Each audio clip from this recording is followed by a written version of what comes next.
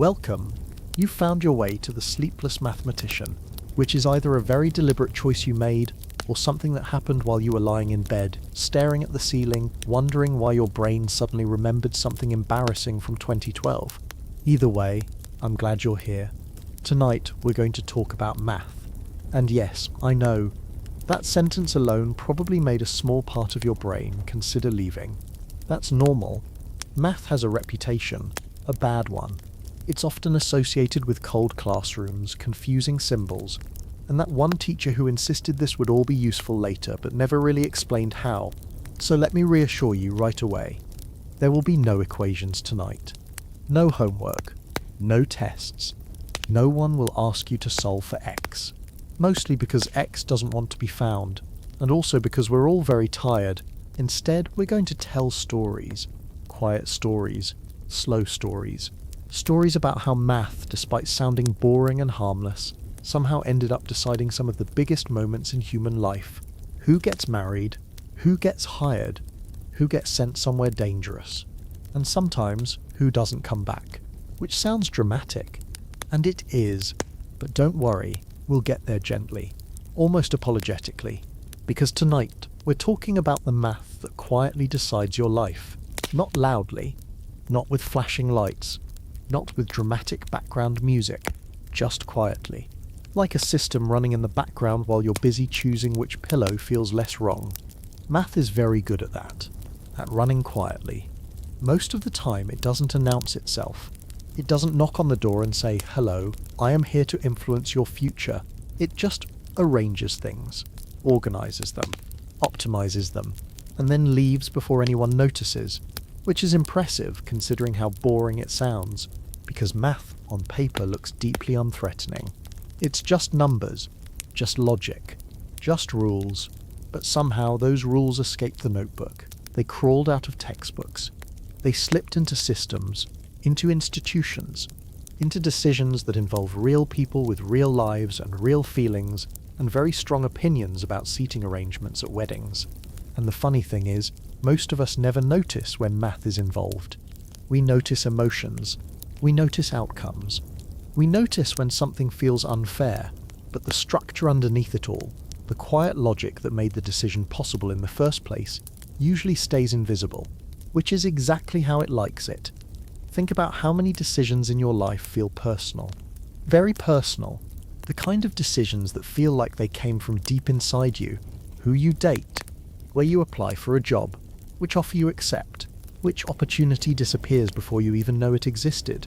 They feel emotional, messy, human, and yet, behind many of those moments, there is a system, and behind many of those systems there is math.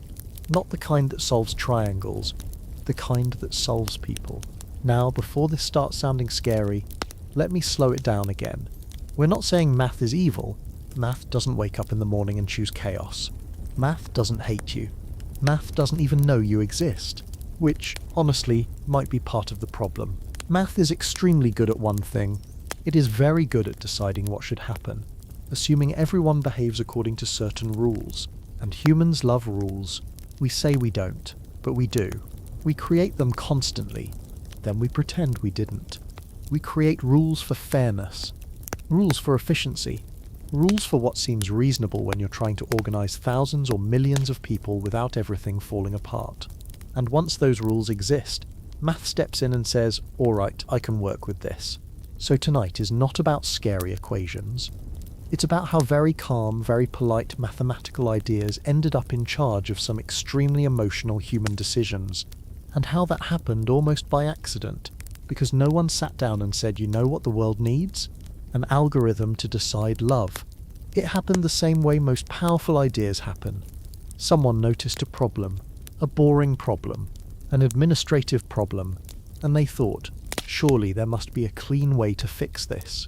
That sentence alone has caused so much trouble throughout history, but we're getting ahead of ourselves. For now, let's just sit with this idea that there are systems quietly deciding things, systems designed to be fair, or efficient, or stable, and that those systems don't really care how the decision feels, only that it works. If that sounds unsettling, don't worry. That feeling will come and go gently throughout the night. like a thought that almost forms before drifting away again. And if it sounds comforting, that's also understandable. There's something soothing about the idea that someone or something is keeping things organised while we're asleep, even if that something is math. So tonight we'll talk about how these systems were born, why they were needed, and how they slowly spread into places they were never meant to be. We'll talk about love, and jobs, and hospitals, and decisions that matter far more than anyone expected when they first wrote them down. But we'll do it slowly, with humour, with stories, and with no expectation that you stay awake for all of it. In fact, if you fall asleep somewhere along the way, that means everything is working perfectly, because somewhere, quietly, invisibly, a system has already decided that this was the optimal outcome, and it seems very pleased with itself. We like to believe we are very good at choosing things. Not just good, exceptional. We believe our choices reflect who we are, our personality, our values, our deep inner preferences that definitely make sense and are not influenced by hunger, lighting, or the position of items on a menu. We choose what to eat, what to watch, who to talk to, who to ignore, and most importantly, we believe we are choosing freely, which is a comforting thought, because the alternative is that something else is quietly narrowing our options long before we ever feel like we're deciding anything. Let's start with something harmless. A restaurant menu. You open it. You scan it. You feel overwhelmed for about 12 seconds. Then you choose something that feels right. It feels personal. It feels spontaneous. But menus are designed very carefully. Certain items are placed where your eyes naturally land. Certain prices are removed so you don't think about them too much. Some dishes exist only to make other dishes seem reasonable by comparison. You are choosing, but not from everything. Only from what has been arranged for you. And that's fine. It's helpful. Otherwise, we'd still be staring at menus, quietly panicking. Now let's move to something slightly more stressful. A queue. You join a line. You wait. You move forward when the person in front of you moves forward. You don't question it. You don't negotiate. You don't think, what if I just stood somewhere else and hoped for the best? Because the system is already there. And once a system exists, you tend to cooperate with it. Queues are a form of silent agreement. Everyone accepts a simple rule, and in return chaos stays away. No one feels particularly free in a queue, but no one feels personally oppressed either. It just feels normal. Now let's make it modern. Dating apps. You swipe. You match. You message someone, or you don't. This feels extremely personal, emotional, sometimes humiliating. It feels like pure choice, but you're not seeing everyone. You're seeing a selection, filtered, ranked, ordered. You don't know what you're not seeing, and that's important, because choice feels very different when you believe all options are available, compared to when options are quietly removed before you ever notice them. This is where systems become interesting. A system doesn't tell you what to want. It just decides what you get to choose from. And once your options are limited, your free choice becomes much easier to predict, which is not a criticism of you. It's just how humans work. We are surprisingly consistent under similar conditions. Given similar options, similar information, and similar incentives, we tend to behave in similar ways. This makes humans very annoying in arguments, but very convenient for systems, because if behavior can be predicted, it can be organized, and once it's organized, it can be optimized. This is the moment where math enters the room, looks around quietly, and starts rearranging the furniture, not because it wants to control you, but because someone asked it to make things work better. Better usually means faster, or fairer, or less chaotic, and chaos is expensive. Think about any large organization, universities, hospitals, these companies. They deal with thousands of people making choices at the same time. Without systems, everything collapses into confusion. With systems, everything becomes manageable. So systems are created, rules are written, preferences are collected, and then math does what it does best. It looks at all those preferences and tries to make them fit together without everything exploding. What's important to understand is that from the system's point of view, you are not special. You are unique, but you are also one element among many. One preference list, one application, one profile, And systems are not designed to make you feel understood. They are designed to make outcomes stable. Stable means fewer complaints, fewer conflicts, fewer people trying to break the rules. Stability is calm. Stability is quiet, which is why you rarely notice it. Until you do. Until something feels off. Until you don't get the job you felt perfect for. Or you never meet the person you thought you should have met. Or you wonder why every option presented to you feels slightly wrong in the same vague way. At that point, we tend to blame ourselves, or bad luck, or timing. We rarely blame the system, because the system didn't feel like a choice. It felt like reality. This is the strange power of well-designed systems. They disappear. They don't force decisions. They shape them. And the better they work, the less visible they become. Which brings us to a slightly uncomfortable thought. You chose this video. Probably you clicked it. You pressed play. You're still listening. But why this one? Why now? Maybe you searched for something. Maybe it was recommended. Maybe the title caught your attention at exactly the right level of curiosity and exhaustion. At some point, a system decided this video might be a good match for you. Not because it knows you, but because it knows patterns. And here you are. This isn't meant to make you feel trapped, just gently aware. Because awareness changes how we see choice. Choice doesn't disappear when systems exist. It just operates inside boundaries.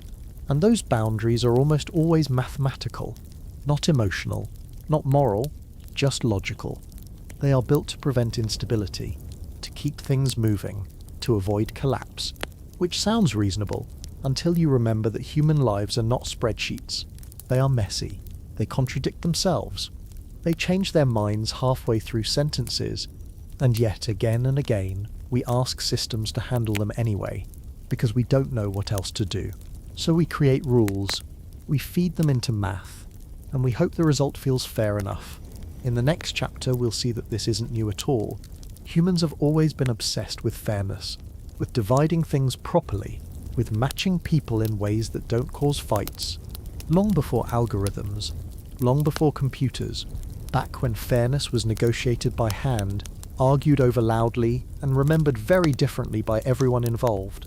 And somehow even then, math was already waiting patiently in the background, not rushing, not demanding attention, just quietly preparing to help, whether we asked it to or not. Long before algorithms, humans were already arguing about fairness, not quietly, not calmly, usually loudly, often with gestures.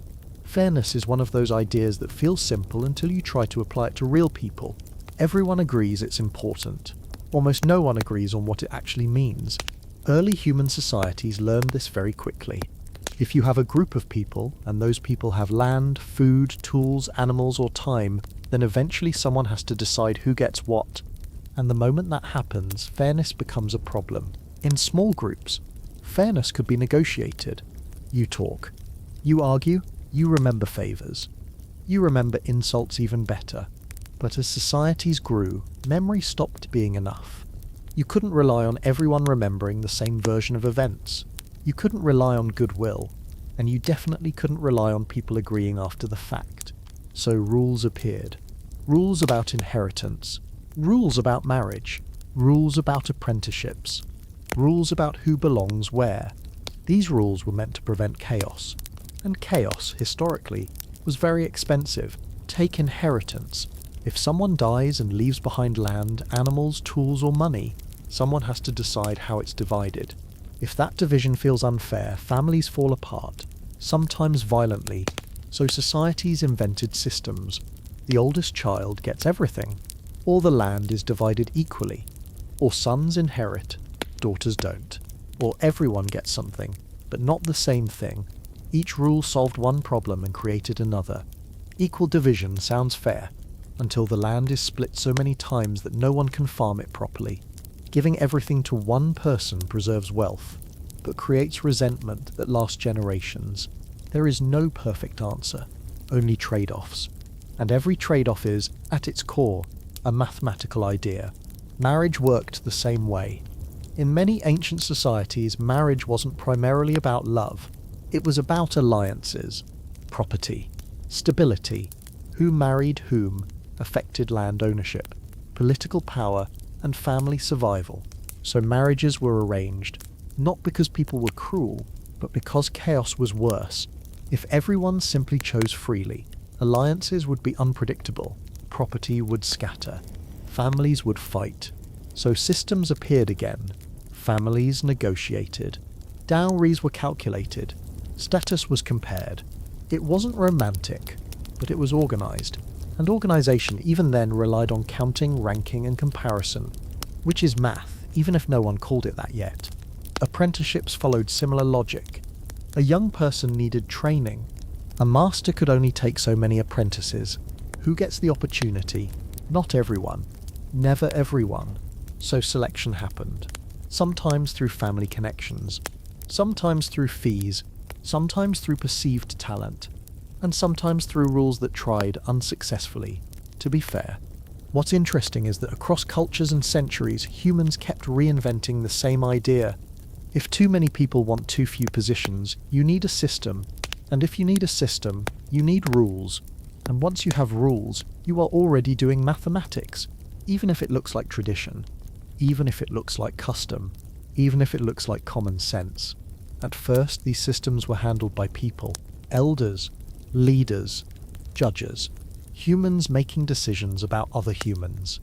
This worked, up to a point, but humans are inconsistent. They get tired. They play favourites.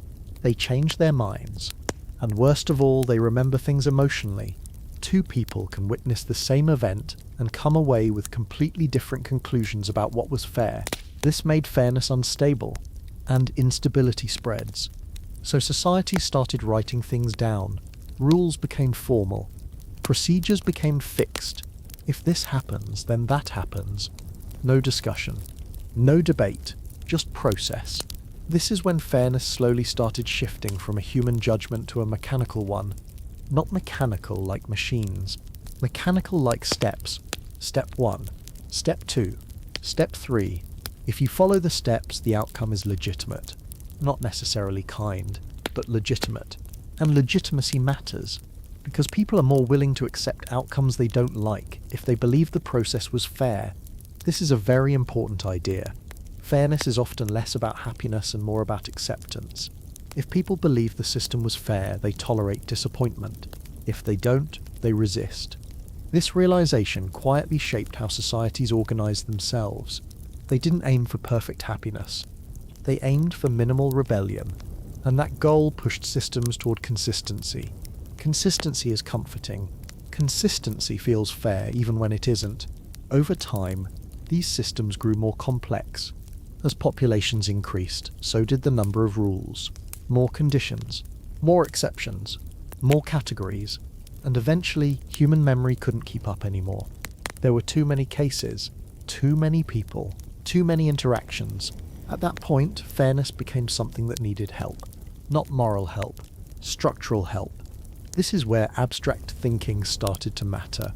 People began asking questions like, what does a fair system look like in general? Not for this family, not for this village, but in principle. They didn't phrase it that way, of course. They phrased it as practical concerns. How do we avoid conflict? How do we stop people from cheating?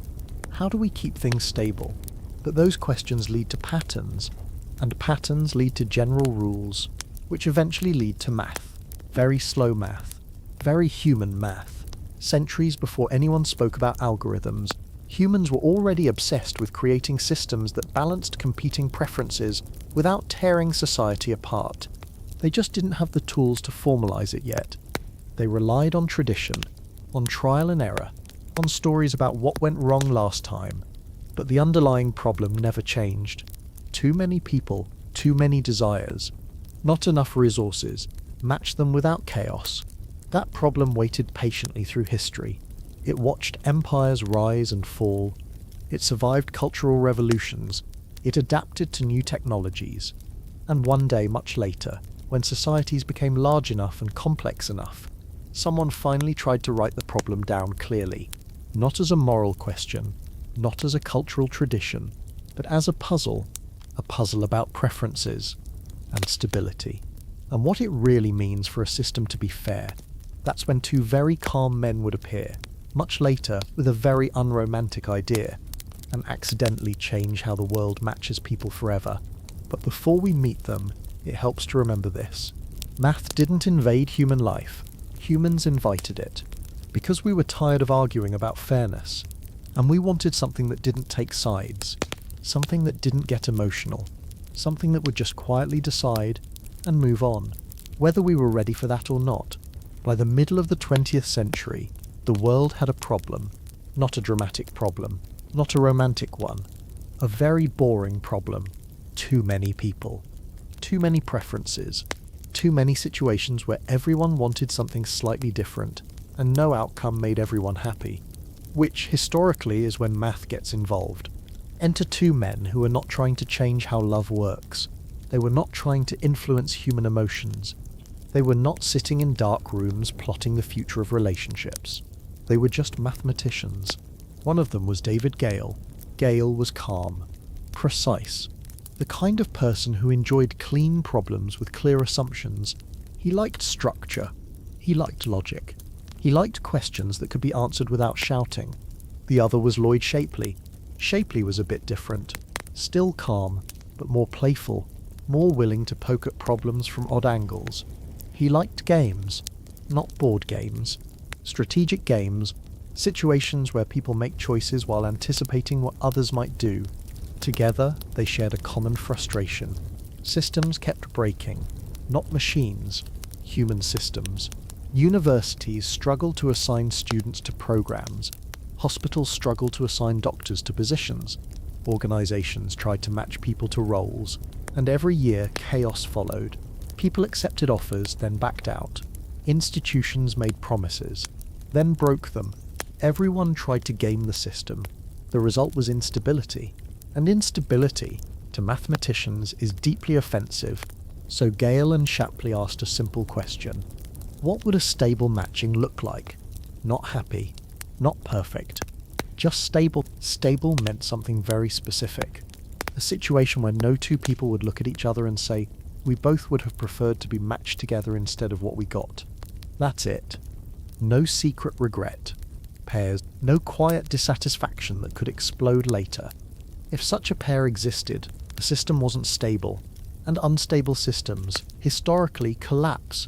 Now this question sounds innocent, almost polite, but it hides something important. It assumes people have preferences, lists, rankings, and it assumes those preferences matter, but only up to a point, because the goal is not to maximize happiness, it's to eliminate incentive to revolt, which is a very different thing. Gale and Shapley were not romantics. They didn't talk about love. They talked about matching, about pairing two sets of people in a way that didn't fall apart. Originally, the problem was framed very dryly. One group, another group. Each person ranks the other group from most preferred to least preferred. No emotions, just lists. The question was whether it was possible to create a matching where no one had a good reason to abandon the system, which sounds simple. It isn't.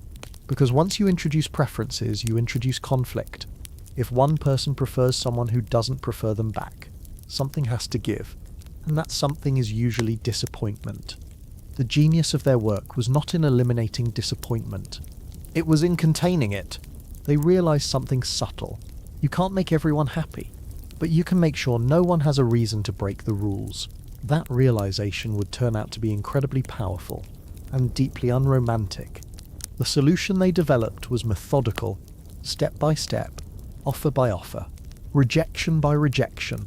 It involved patience and repetition, and people being told no until the system settled, which already sounds emotionally accurate. But what made it remarkable was this. No matter how messy the preferences were, the process always ended, and it always ended in a stable outcome. That was the shock. Not that the outcome was fair, or ideal, or emotionally satisfying, just that it didn't unravel. At first, this was just a theoretical result, a neat paper, an elegant solution, the kind of thing that lives quietly in academic journals, read by a few people who nod approvingly, and then go back to their coffee. No one thought this would matter outside mathematics, especially not for love. The phrase stable marriage problem was not meant to be poetic. It was descriptive. Marriage was just a convenient example, a way to talk about two groups with preferences. No one involved was imagining weddings, or romance, or heartbreak. They were imagining lists. But language has a way of escaping its creators. Once you call something a marriage problem, people start paying attention.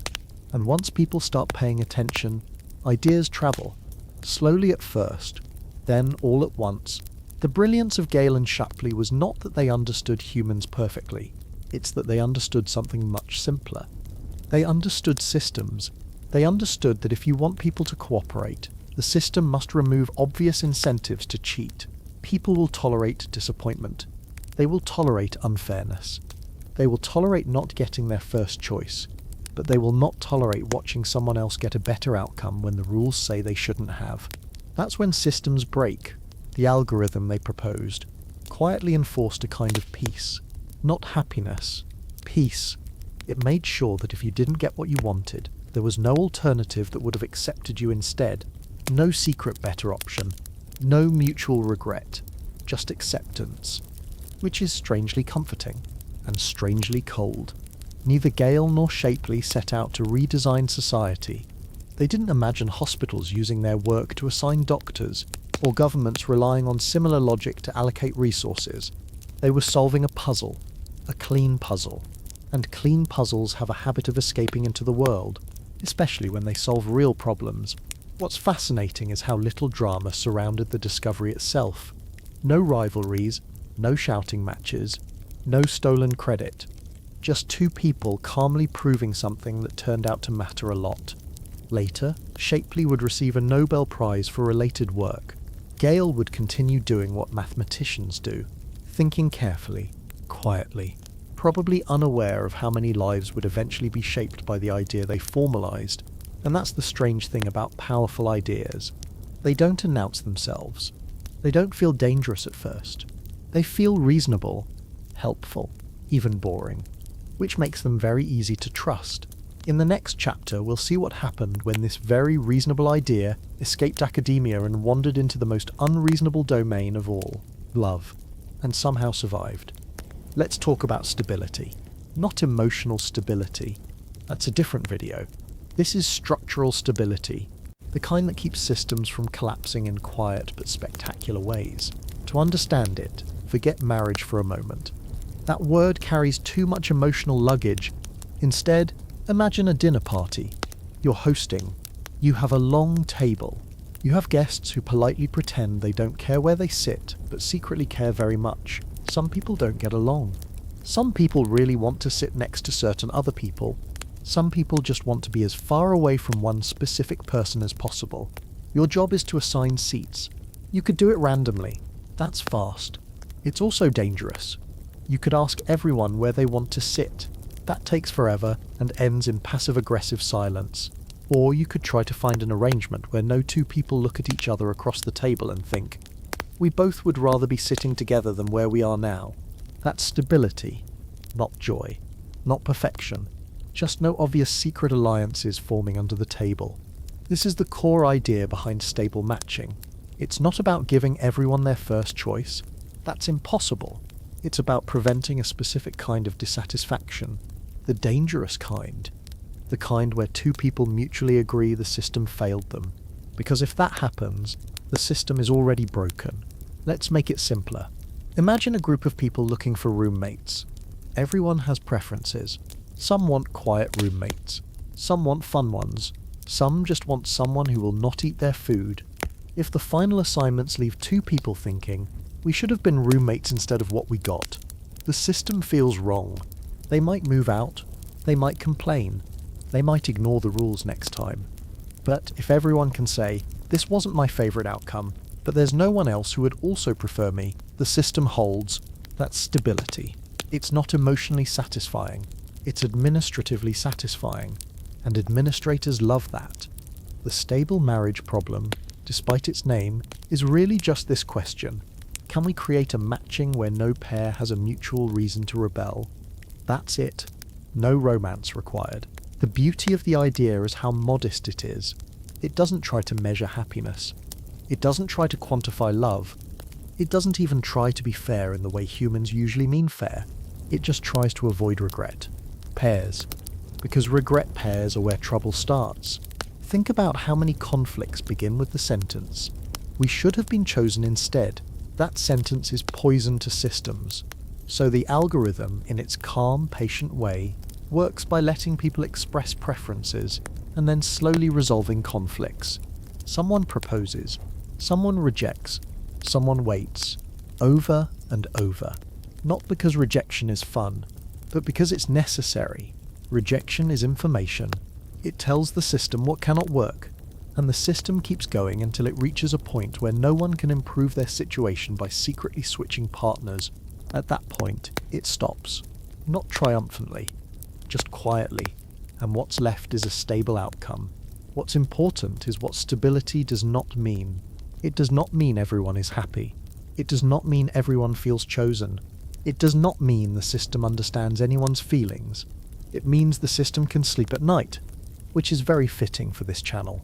Humans often confuse stability with fairness.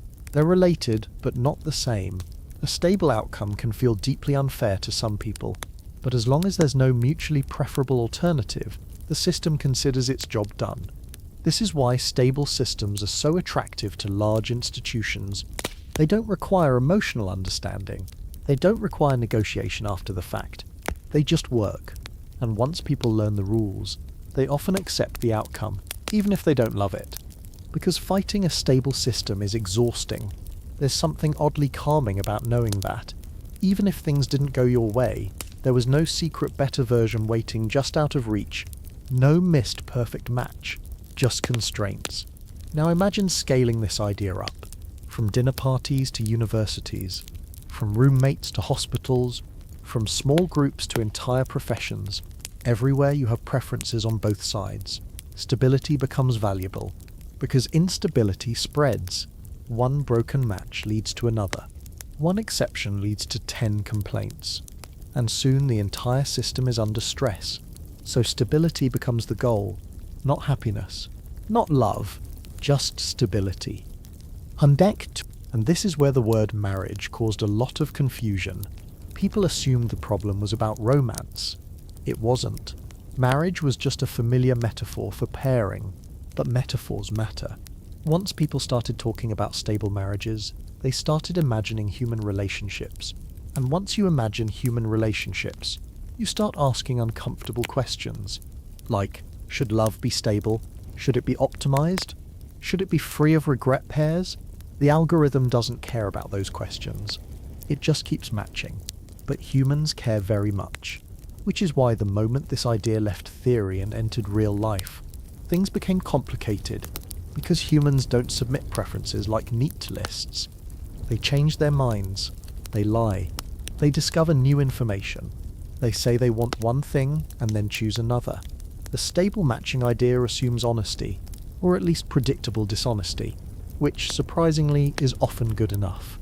But the biggest misunderstanding is this. Stability is not a moral claim.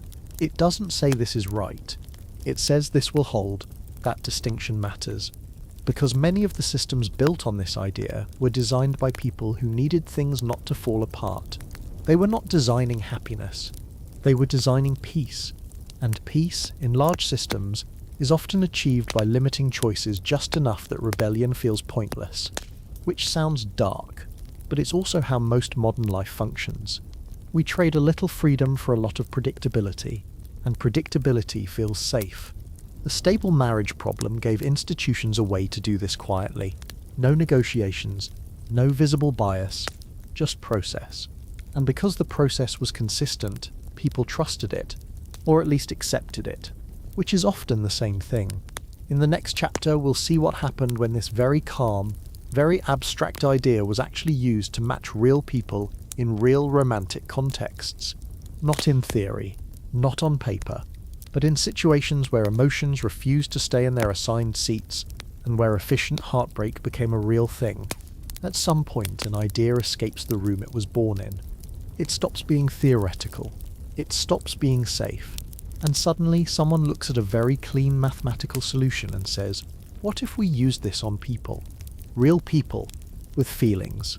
That moment is usually where things get interesting.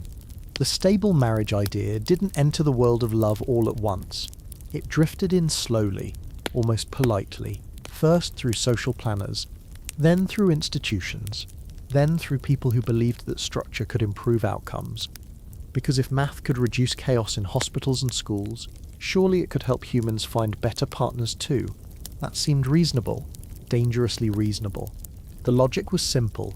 If everyone states their preferences honestly, and a stable matching is found, then no two people will secretly wish they were together instead, which sounds comforting. It sounds like a cure for regret. A system where heartbreak is minimized, where longing is optimized away. But love does not behave like a system that wants to be optimized. Love behaves like a system that enjoys breaking rules. When people first tried to apply these ideas to romantic matching, they ran into something unexpected. People didn't want stability. They wanted possibility. They didn't want to know there was no better option for them. They wanted to believe there might be, because belief itself is part of the experience. The idea that somewhere out there is someone better is painful, but it's also motivating. Stability removes that tension. And without tension, something feels missing. Early matchmaking experiments that leaned heavily on algorithmic logic often produced technically stable outcomes, but emotionally flat ones. Couples matched on paper, compatible on lists, perfectly reasonable, and deeply underwhelming.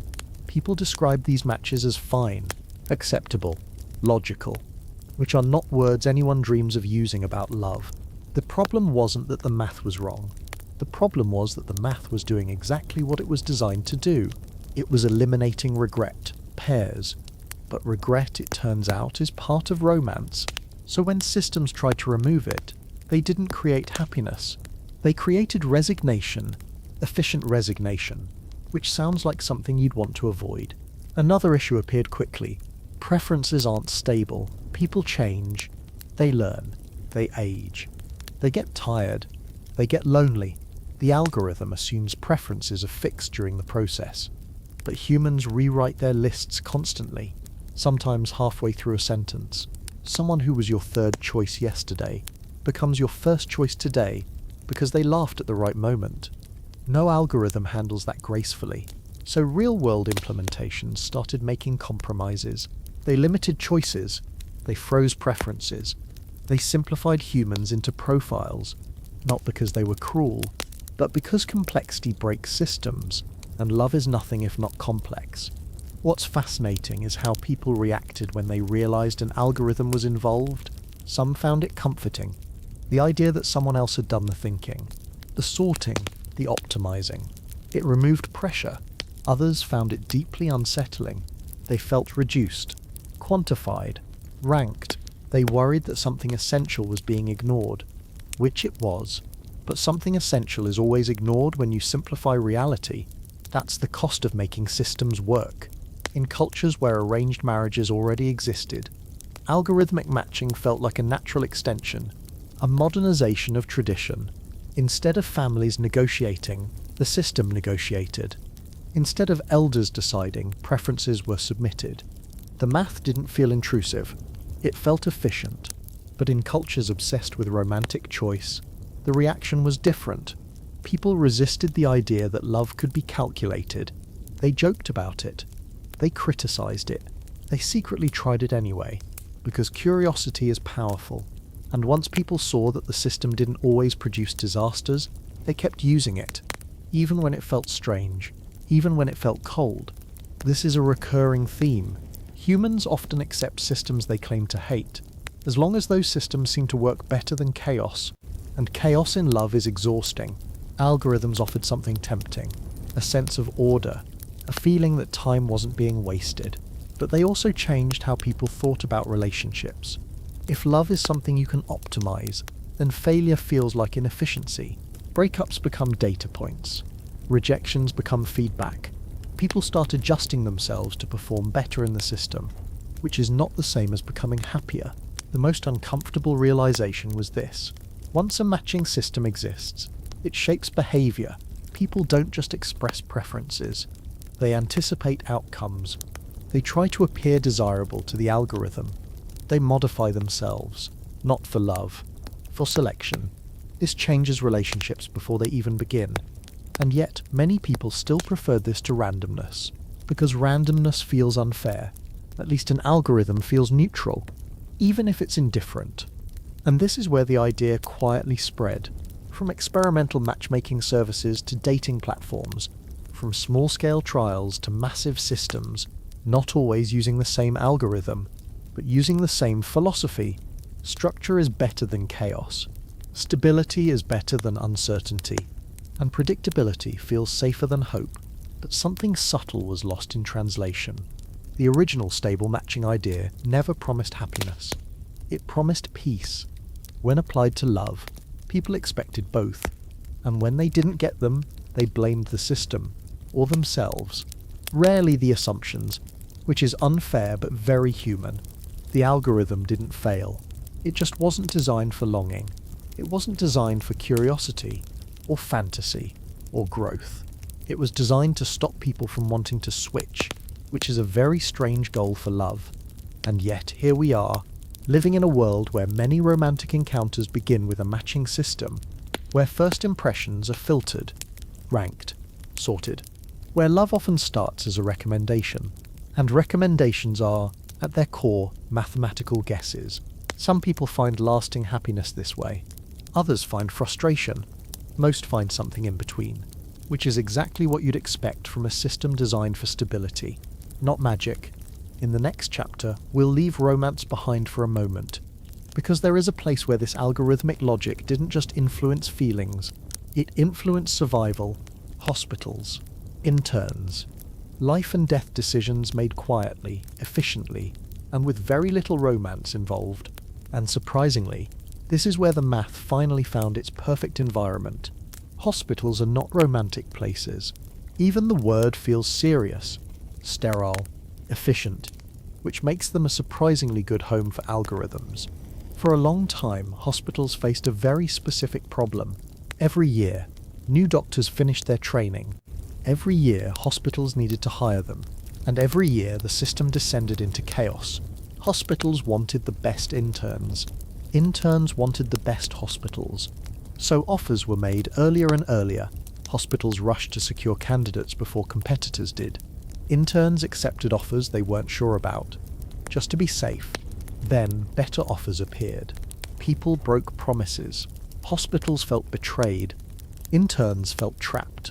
Everyone was unhappy. And more importantly, the system became unstable. Doctors would accept a position, then quietly drop out later. Hospitals would overbook, assuming someone would leave. Trust eroded. This was not ideal in a place where mistakes matter. At one point, offers were being made years in advance. Years.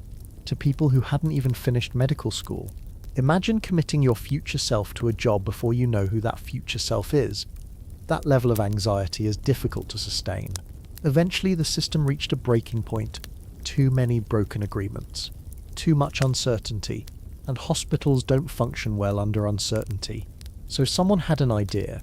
What if we stopped negotiating individually? What if everyone submitted their preferences at the same time? Hospitals rank interns. Interns rank hospitals. Then a system processes everything at once and produces a matching. No early offers. No secret deals. No last-minute betrayals. Just outcomes. This idea sounded radical at first. People didn't trust it. Hospitals worried they would lose control. Interns worried they would be assigned somewhere they didn't want, which is understandable. But the chaos was worse. So they tried it, and something surprising happened. It worked. Not perfectly, but consistently. Hospitals got interns. Interns got placements. The endless cycle of early offers and broken promises stopped. Not because people became nicer, but because the system removed the incentive to misbehave. That's the key. Good systems don't rely on trust. They rely on structure. If cheating doesn't help, people stop cheating. The matching system didn't make people happier, but it made them calmer. And calm is valuable in medicine. What's fascinating is how little drama accompanied the change. No grand speeches, no celebrations, just a collective sigh of relief. The algorithm didn't announce itself. It just quietly took over. Most patients never knew it existed. They didn't know that the doctor treating them was assigned through a mathematical process designed decades earlier. They just saw a tired intern doing their best. This is one of the strange things about powerful math. When it works, it disappears. You don't thank it. You don't notice it. You only notice when it fails. Inside the system, however, things were not entirely peaceful.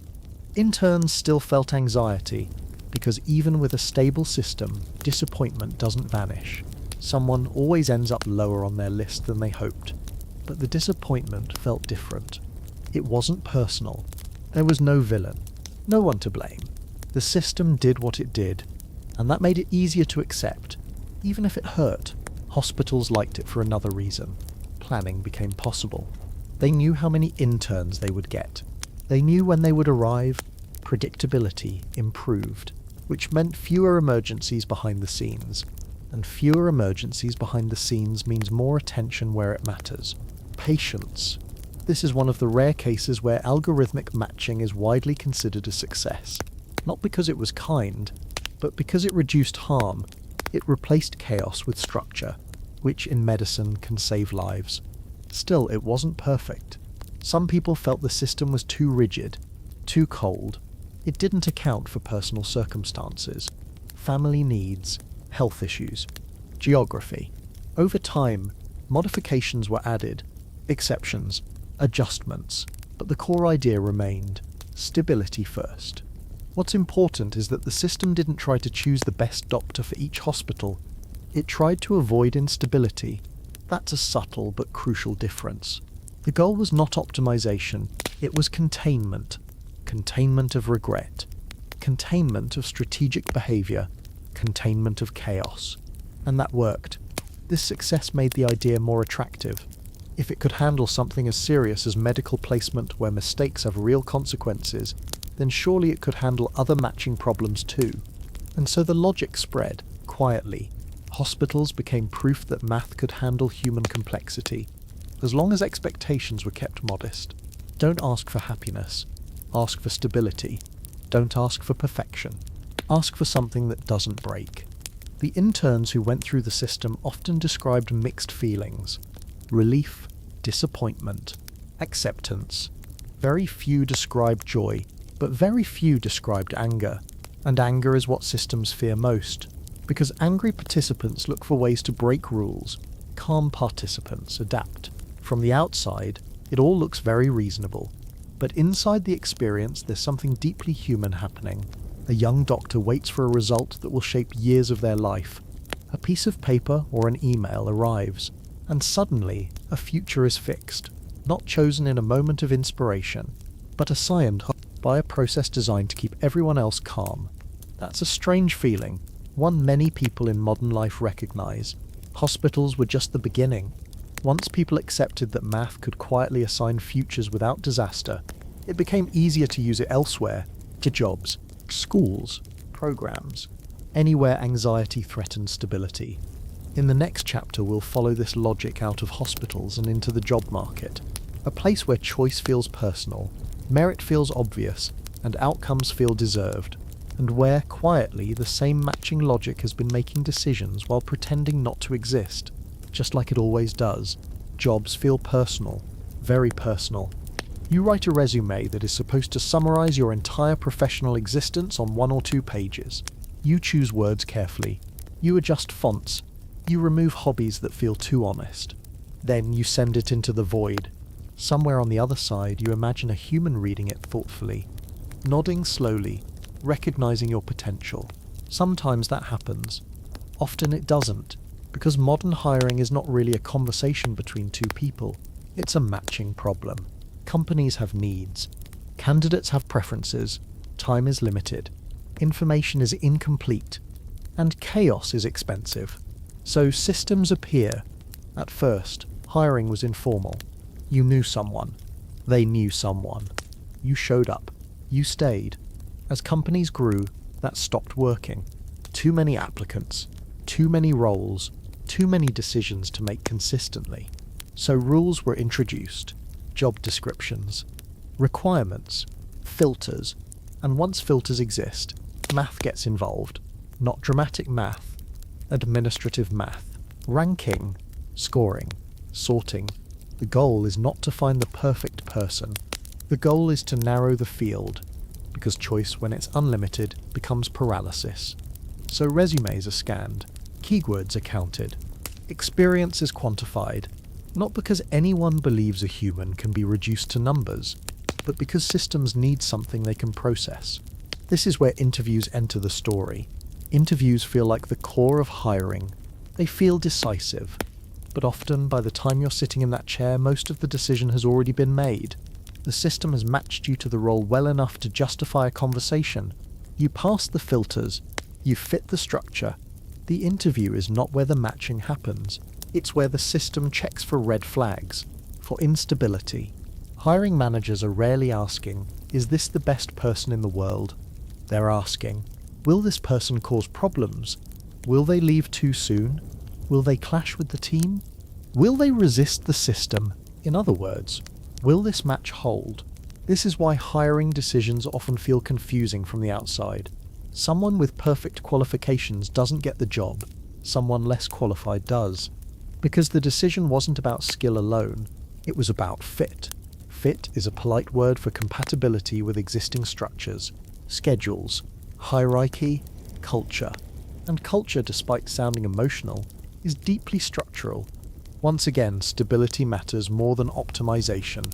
Companies would rather hire someone who is good enough and predictable than someone brilliant and disruptive. Brilliance is risky. Risk creates instability. And instability is expensive.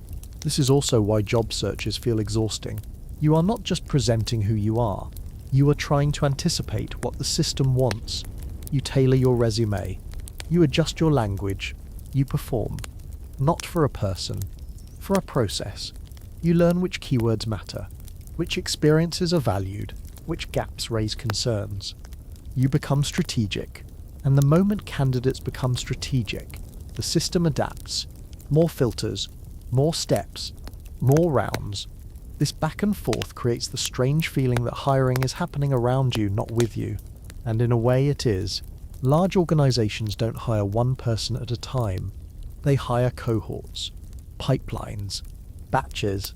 They want outcomes that scale, which means individual nuance gets lost. This doesn't mean the system is malicious. It means it's overwhelmed. Math enters not to judge you, but to cope. One of the most uncomfortable realizations for job seekers is this. Being rejected doesn't always mean you weren't wanted. It means the system found a more stable match elsewhere. Perhaps someone slightly less qualified but more flexible. Perhaps someone who fit a constraint you never saw.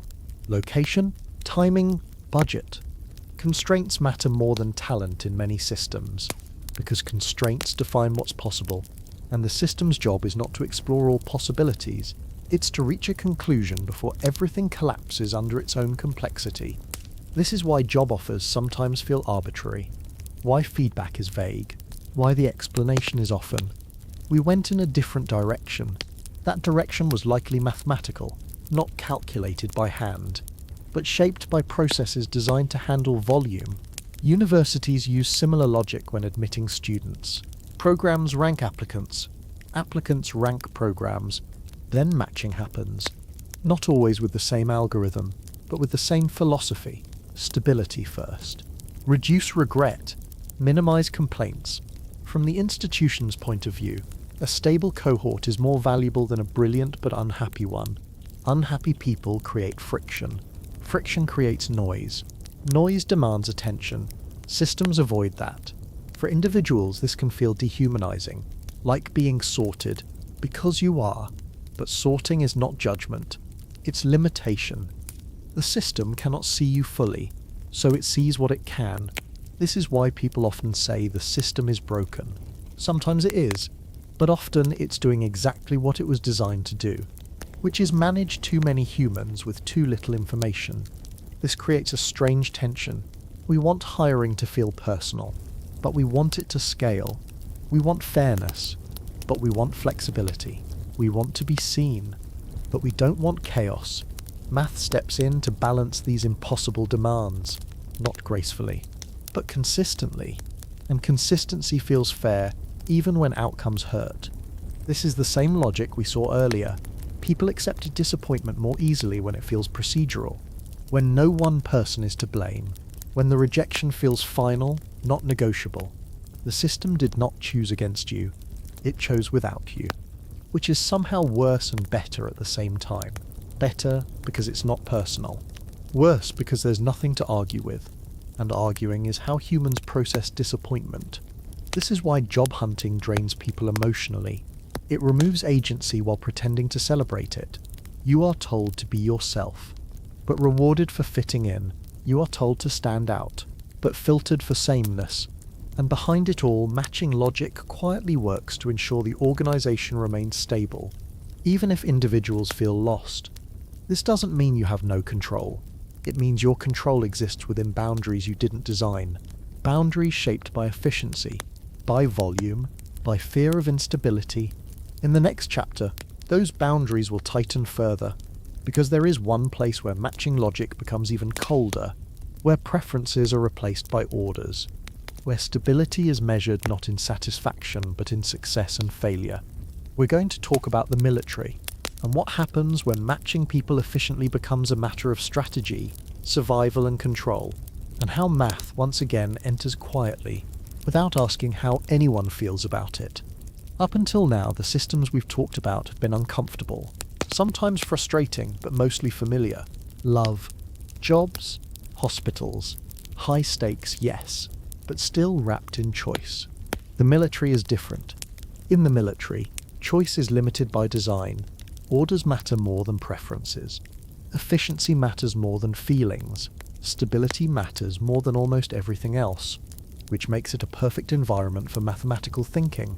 Long before modern algorithms, armies were already obsessed with matching. Who goes where?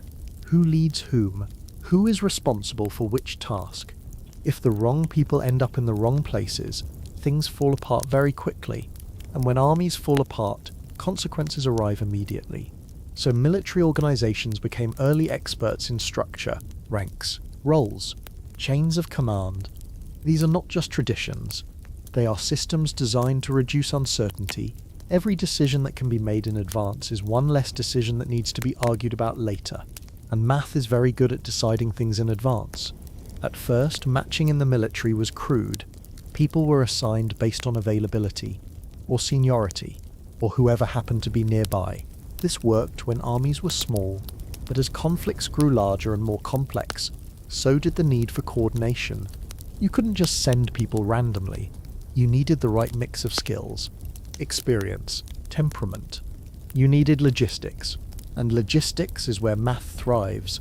Behind every military operation is an enormous matching problem. Resources to locations, units to missions, people to roles. Each decision affects others. Send too many people here, and another place is left exposed. Assign the wrong leader, and morale drops. Move supplies inefficiently, and everything slows down. So systems evolved. Planners started modeling scenarios, comparing outcomes, predicting bottlenecks. Not because they wanted to dehumanize soldiers, but because chaos kills faster than cold logic. This is where matching logic takes a darker tone. In civilian life, a bad match might mean disappointment. In military life, it can mean failure. Or worse, what's unsettling is how similar the logic is. Preferences still exist, but they're secondary.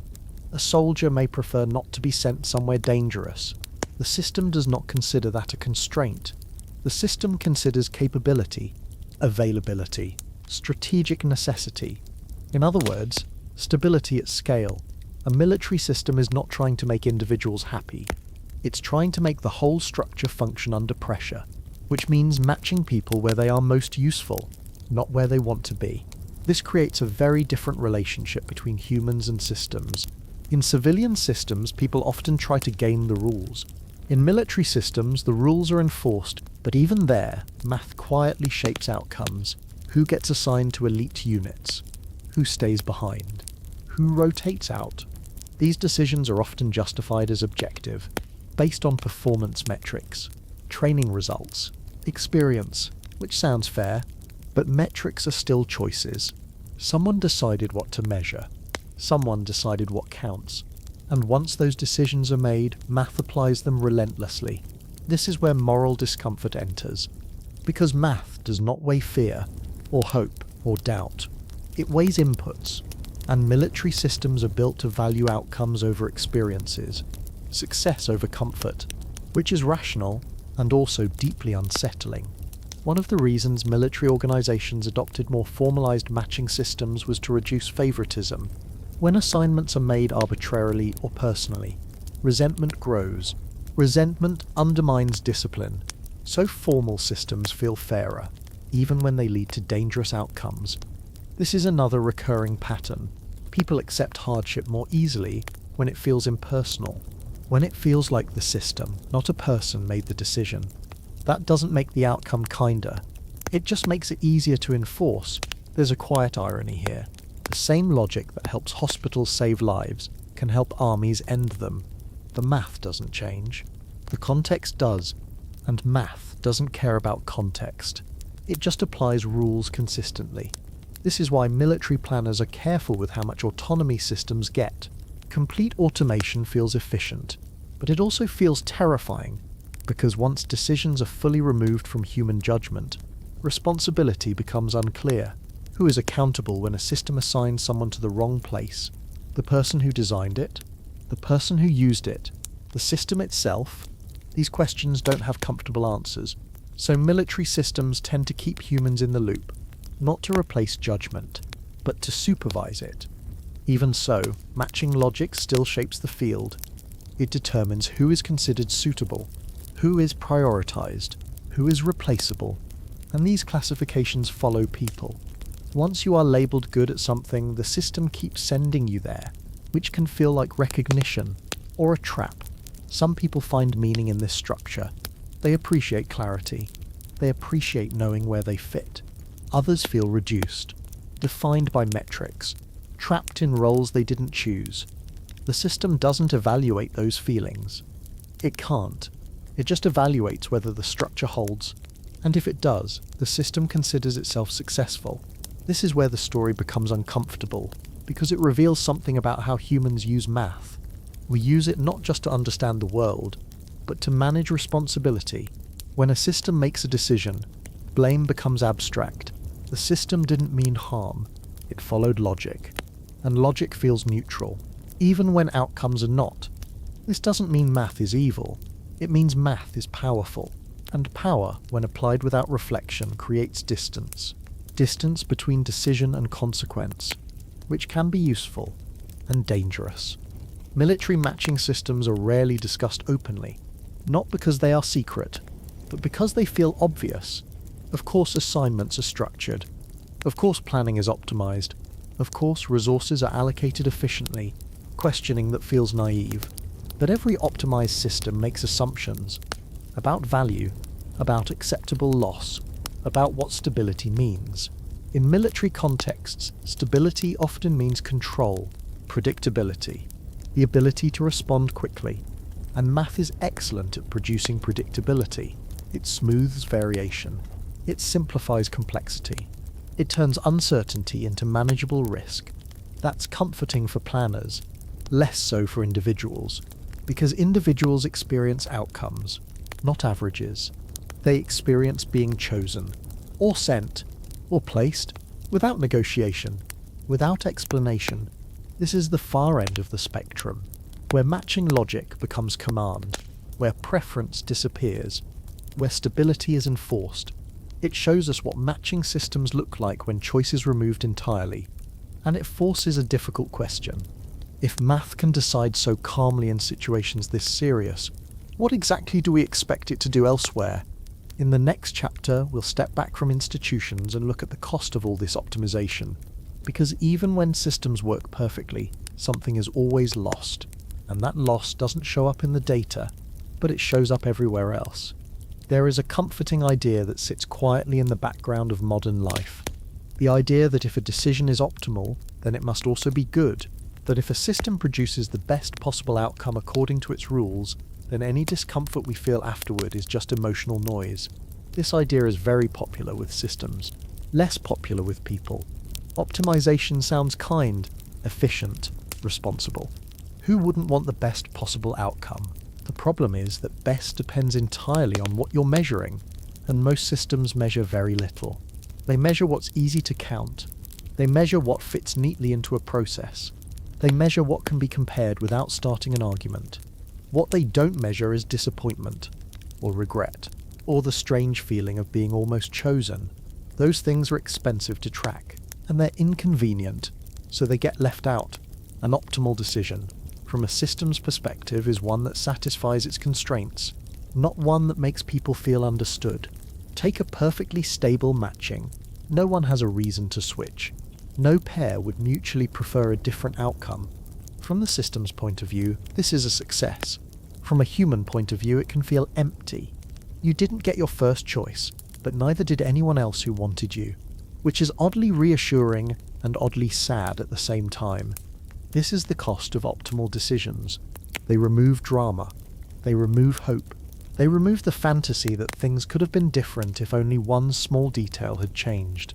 Because the system says, no, this was it. And that finality is heavy. Humans are not designed to live in optimal worlds. We are designed to live in messy ones. We like near misses. We like what ifs. We like the belief that effort might change outcomes. Optimization doesn't care about effort. It cares about structure, and structure is indifferent. This is why optimal systems often feel unfair, even when they're technically fair, because fairness to humans is emotional. It involves intention, context, story. Systems don't tell stories. They produce results, and results without stories feel cold.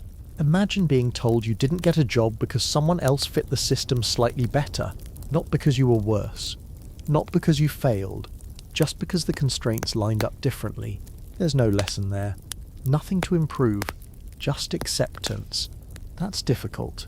Or imagine being matched to a partner and realizing this is as good as it gets. Not perfect, just stable. That realization doesn't feel romantic. It feels final. This is why many people instinctively resist optimal outcomes. They look for loopholes.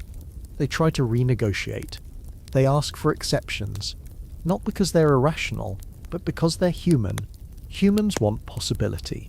Optimization removes it. And when possibility disappears, so does motivation. This creates an interesting paradox. Systems are built to reduce dissatisfaction, but in doing so, they sometimes create a different kind of dissatisfaction. A quiet one. The kind that doesn't cause rebellion, but causes numbness. People stop expecting more. They stop imagining alternatives. They adapt, which is efficient and sad. The systems don't notice this. They see compliance. Compliance looks like success. This is why optimal systems spread so easily. They don't trigger alarms. They don't create chaos. They produce calm surfaces. Underneath, something shifts. But it's hard to measure, so it's ignored. There are countless stories of people placed perfectly by systems who still feel deeply unsatisfied. Doctors assigned to excellent hospitals who feel misplaced. Employees in ideal roles who feel invisible. Couples who are compatible in every measurable way and still feel something missing. The system did its job, but the job description was incomplete. It never included meaning. This doesn't mean optimization is bad. It means it's limited. It solves problems it can see and ignores the ones it can't. Which is fine as long as we remember that. Trouble starts when we forget. When we treat optimal outcomes as moral ones. When we say this is the best possible result, therefore it must be right. That's when systems gain too much authority. Because then, questioning the outcome feels like questioning logic itself. And logic doesn't like being questioned. Another cost of optimal decisions is responsibility. When a system produces an outcome, who is responsible for it? The designer? The user? The system? Responsibility becomes diffuse, which makes it easier for everyone to step back. The system worked. The rules were followed. What else could we have done? This question ends conversations very efficiently. It also ends accountability. And accountability matters, especially when outcomes hurt. Optimal systems are very good at closing doors. They don't leave things open-ended. They don't invite revision. They don't say, let's try again. They say, According to the rules, this is done, which is comforting when you're overwhelmed, and stifling when you're searching. This is why people often feel relief and loss at the same time when a decision is finalized by a system. Relief, because uncertainty is over. Loss, because possibility is gone. The system considers this balance acceptable. Humans don't always agree, but they adapt, because adapting is easier than fighting something abstract. And over time, this adaptation changes expectations. People lower them. They stop hoping for perfect outcomes.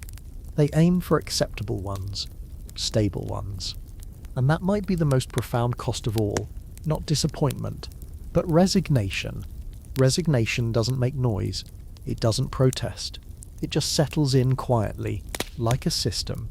This is why optimal decisions are dangerous when they're treated as final truths instead of tools. They are excellent at managing complexity. They are terrible at understanding meaning. They should assist judgment, not replace it. But the temptation to replace judgment is strong. Judgment is slow, inconsistent, messy. Optimization is clean, and clean things feel trustworthy, even when they miss something essential. In the next chapter, we'll sit with this question: whether math itself is neutral, whether systems simply reflect the values we put into them, or whether something changes when decisions become formalized. Because once math decides what best means, it quietly shapes what we value. And that influence is deeper than most people realize. For now, just rest with this thought. Not everything optimal is humane, and not everything humane is optimal. The tension between those two ideas is where most modern life quietly lives, and where systems calmly continue to decide. At some point, when systems become powerful enough, a very quiet question appears. Is this neutral? Not good or bad, not helpful or harmful, just neutral.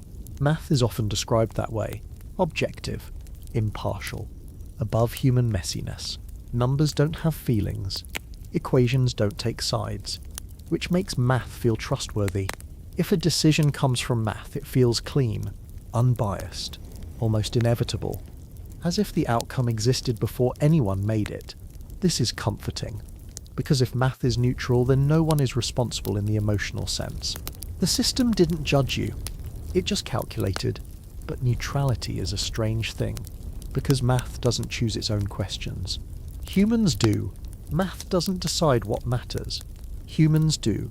And once those decisions are made, math follows them perfectly, which can look like neutrality from a distance. Imagine a scale. It weighs things accurately, very accurately, but it doesn't decide what you put on it. If you only weigh certain objects, the scale isn't neutral about the outcome. It's just obedient. Math works the same way. It will optimize whatever you ask it to optimize.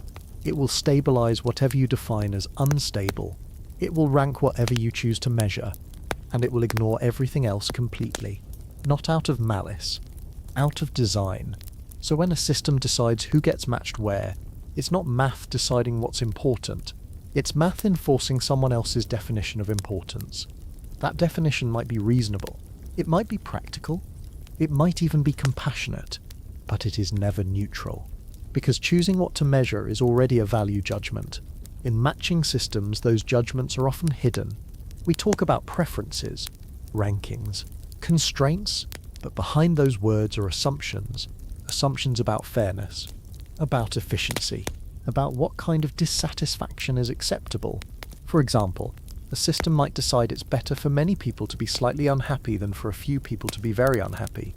That's a value choice. Another system might prioritize seniority over flexibility, or performance over well-being, or stability over opportunity. Math doesn't argue with these choices. It just applies them consistently, which can make them feel more legitimate than they really are. This is where neutrality becomes an illusion.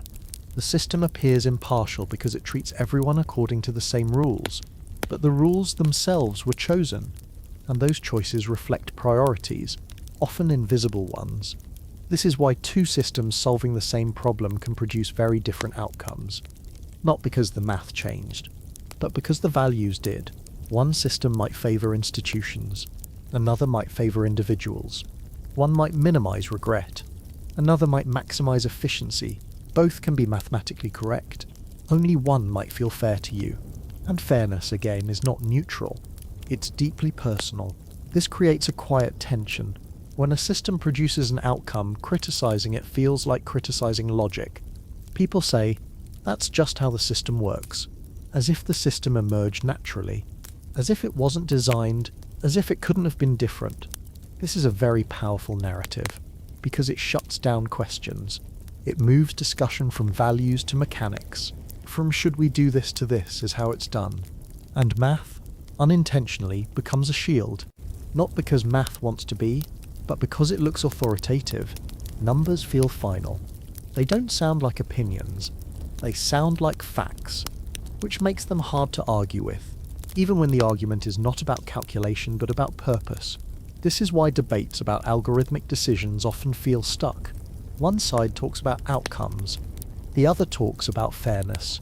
They're not disagreeing about math. They're disagreeing about values, but the math sits in the middle, quietly pretending not to be involved.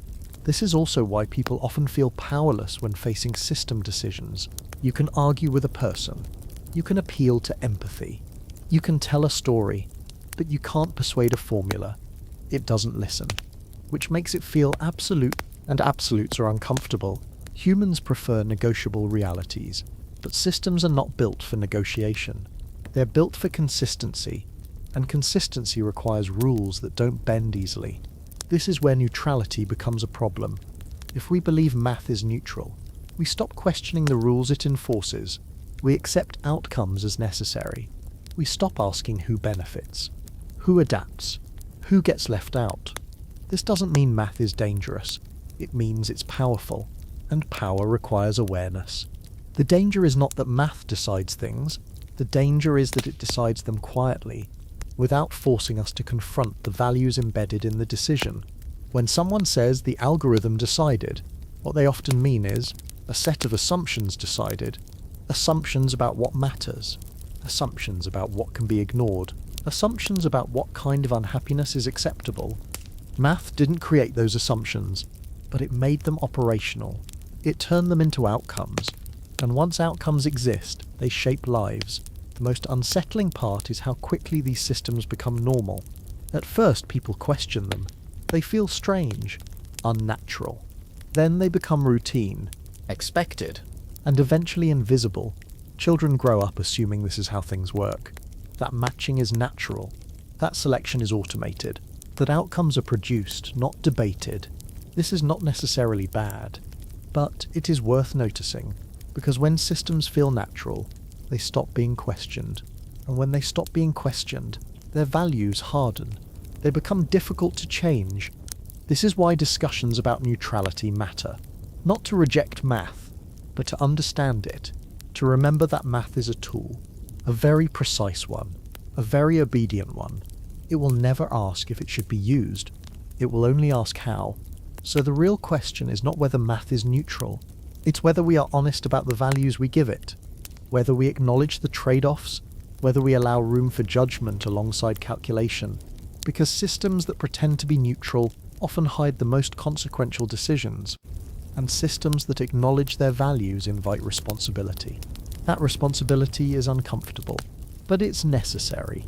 In the next chapter, we'll see what happens when people realize how systems work, when they learn the rules, when they stop being passive participants and start adapting strategically, because once humans understand a system, they don't just accept it, they try to outsmart it, and that's when things get interesting.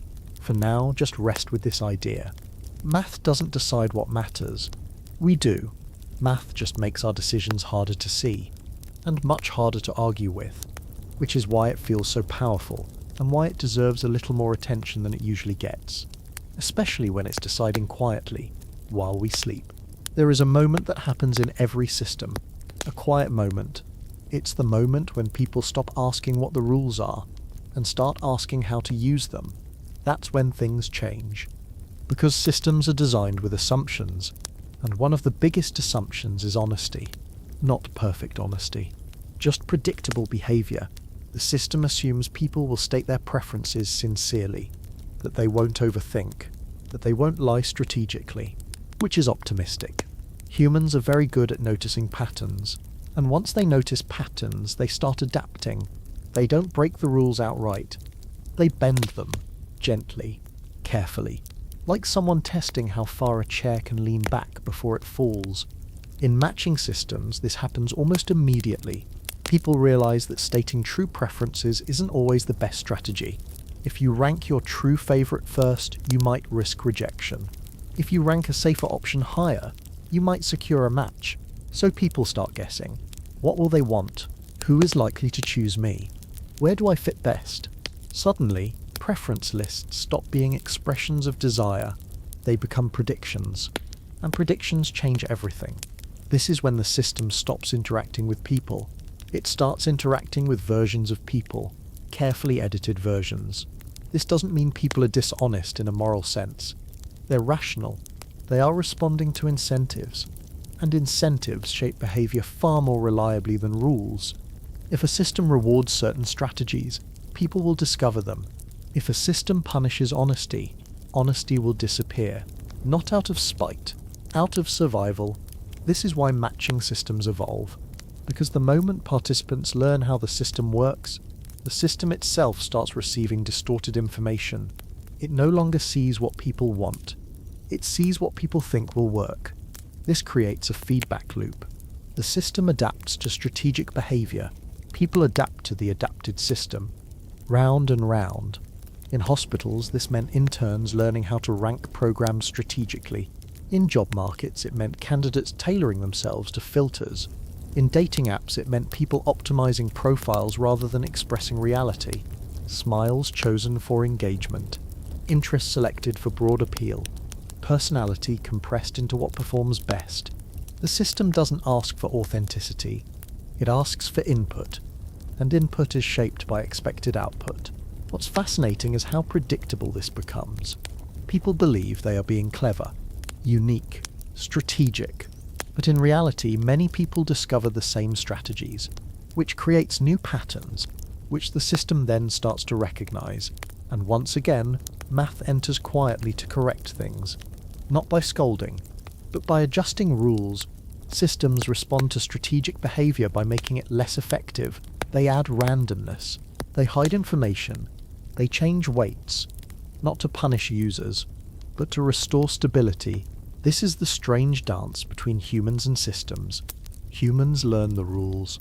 Systems learn human behavior. Neither side ever fully wins, but the system has an advantage. It doesn't get tired. It doesn't feel frustrated. It just updates. This is why many systems eventually feel opaque. Rules are no longer fully visible. Outcomes feel unpredictable. People complain that the system is unfair, but from the system's perspective, unpredictability is a feature. It prevents manipulation. If people can't perfectly predict outcomes, they can't game the system as easily. This protects stability, but it also increases anxiety, because humans like knowing how things work. When rules are hidden, trust erodes, so systems walk a careful line, transparent enough to feel fair, opaque enough to resist exploitation. This balance is delicate, and often uncomfortable. Another consequence of people learning the rules is conformity. Once people understand what the system rewards, they adjust themselves accordingly. Not just behavior, identity. They learn which traits are valued, which experiences matter, which choices lead to better outcomes. And slowly they shape themselves to fit. This is efficient and deeply unsettling, because over time systems don't just match people, they mold them. People stop asking what they want. They start asking what works, and what works spreads. This reduces diversity, not intentionally, but structurally. If a system consistently rewards certain profiles, more people adopt those profiles. Outliers struggle, not because they're worse, but because systems don't like surprises. Surprises create instability, so systems gently pressure everyone toward the center. This is one of the hidden costs of large-scale matching. The system becomes a silent teacher. It teaches people how to be chosen, and people listen, because being chosen matters. This is especially visible in competitive environments. Elite schools, prestigious jobs, high-demand platforms. People optimize themselves early. sometimes before they even know what they want. They plan their lives around how systems will evaluate them, not around curiosity, not around meaning, around matchability. This is not something the system asked for, but it's something it causes, because once rules exist, people adapt to them, and adaptation reshapes culture. The irony is that many systems were designed to reduce stress, to make decisions calmer, to remove chaos. But once people learn the rules, a new kind of stress appears, the stress of self-optimization. Am I ranking correctly? Am I presenting myself well? Am I playing this right? This stress is quieter, but persistent, and it follows people everywhere. The system doesn't notice this. It sees stable outcomes, and stable outcomes look like success. This is the recurring theme. Systems measure what they can, and what they can measure improves. Everything else becomes invisible. There is no field for quiet anxiety, no metric for lost authenticity, no checkbox for becoming someone you didn't intend to be. So those costs accumulate silently. This doesn't mean systems should be abandoned. It means they should be understood. Because once people understand how systems shape behavior, they can choose how much to participate, how much to adapt, how much to resist, or at least they can notice what's happening. And noticing matters. It restores a bit of agency, even if the system remains. In the next chapter, we'll look at the most visible modern experiment in matching: dating apps. Places where preferences, performance, strategy, and emotion collide in real time, where millions of people interact with matching logic daily, often without thinking about it, and where the consequences are not just structural, they're deeply personal. For now, just sit with this. Systems don't just respond to human behavior, they shape it, quietly, patiently, and once people learn the rules, the game changes, whether anyone intended it to or not. And the system, as always, keeps watching, not judging, just adjusting. Dating apps are strange places. They are full of people, but rarely feel human. They promise connection, but often deliver statistics. They are probably the largest live experiment in matching that humanity has ever run, and we're all participants. Willing or not, on the surface, dating apps look simple. You see a person, you decide. Yes or no. Choice feels immediate, empowering. But what you're really interacting with is not another person. It's a filtered outcome, a ranked suggestion, a guess. Someone, somewhere, decided that this person should appear on your screen at this moment. Not because fate intervened, because a system did. Dating apps are not trying to help you find love. That might sound cynical, but it's more accurate to say they're trying to help you stay engaged. Love is unpredictable. Engagement can be optimized, so the system focuses on what it can measure. Swipes, messages, response time, matches. Each action becomes data. Each pause becomes information. The system watches quietly, not to understand you, but to predict you. It learns what you tend to say yes to, what you hesitate on, what you reject immediately. Over time, it builds a model, not of who you are, but of how you behave, and behavior is much easier to work with. This is where matching logic becomes fluid. Unlike earlier systems, preferences here are not fixed lists. They are inferred. You don't tell the app what you want, you show it. And the app believes what you do more than what you say, which is fair. Humans lie to themselves constantly, but this creates an interesting shift. Your future matches are shaped by your past behavior, not your intentions. If you swipe based on mood, boredom, or curiosity, the system interprets that as preference and adjusts, so the app slowly nudges you toward versions of yourself it has learned. Not necessarily the one you want to be, the one you appear to be. This is subtle and powerful. Dating apps also introduce scarcity in artificial ways. You don't see everyone, you see a selection, and that selection is controlled, which makes choice feel precious. When options feel limited, people decide faster, they engage more. They worry about missing out. All of this increases activity, which the system likes. But scarcity also changes how people value each other. When people are abundant, individual connections feel disposable. When matches are rare, they feel significant. Dating apps adjust this balance constantly, not to create meaningful relationships, but to maintain motion, and motion is not the same as progress. Another important detail is ranking. Not everyone is shown equally. Profiles are ordered, based on activity, based on popularity, based on how well the system believes you'll engage. This creates tiers, even if no one talks about them. Some people are seen often, others rarely. This affects outcomes dramatically. Being visible matters more than being compatible, which is not intuitive, but very efficient. Because engagement feeds the system, this leads to a strange experience. People feel judged, ranked, compared, but the ranking is not moral. It's behavioral. It doesn't say who deserves love.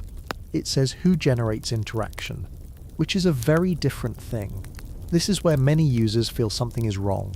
They experience rejection at scale, not one person saying no, but dozens, silently, which is emotionally unnatural. Humans did not evolve to process this much quiet rejection. In small communities, rejection was rare and personal. Now it's frequent and abstract. And because it's abstract, people internalize it. They assume something is wrong with them. The system does not correct this assumption.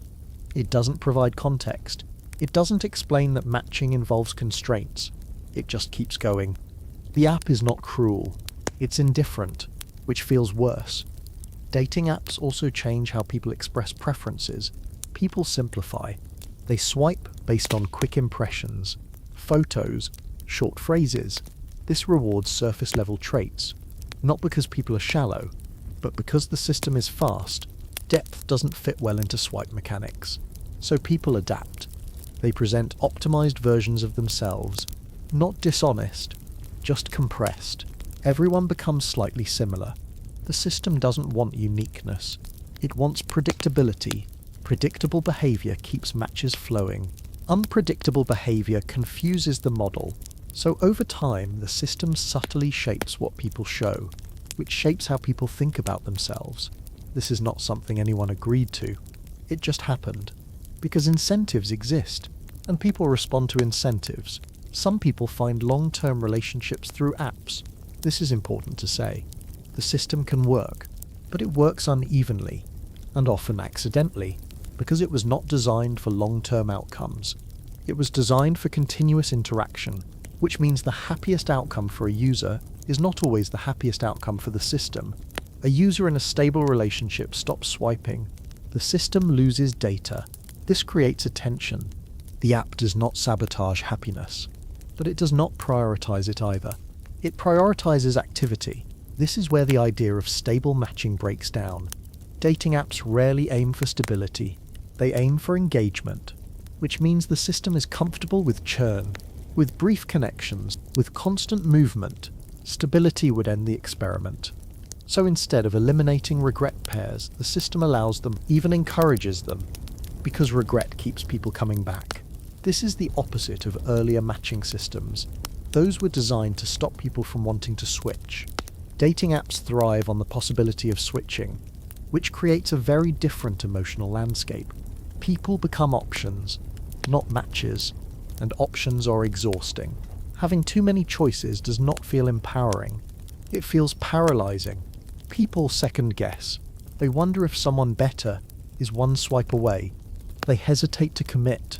Because commitment feels premature in an infinite pool, the system reinforces this feeling, not intentionally, but structurally, which leads to a strange loneliness, surrounded by people, yet disconnected. The modern experiment is ongoing.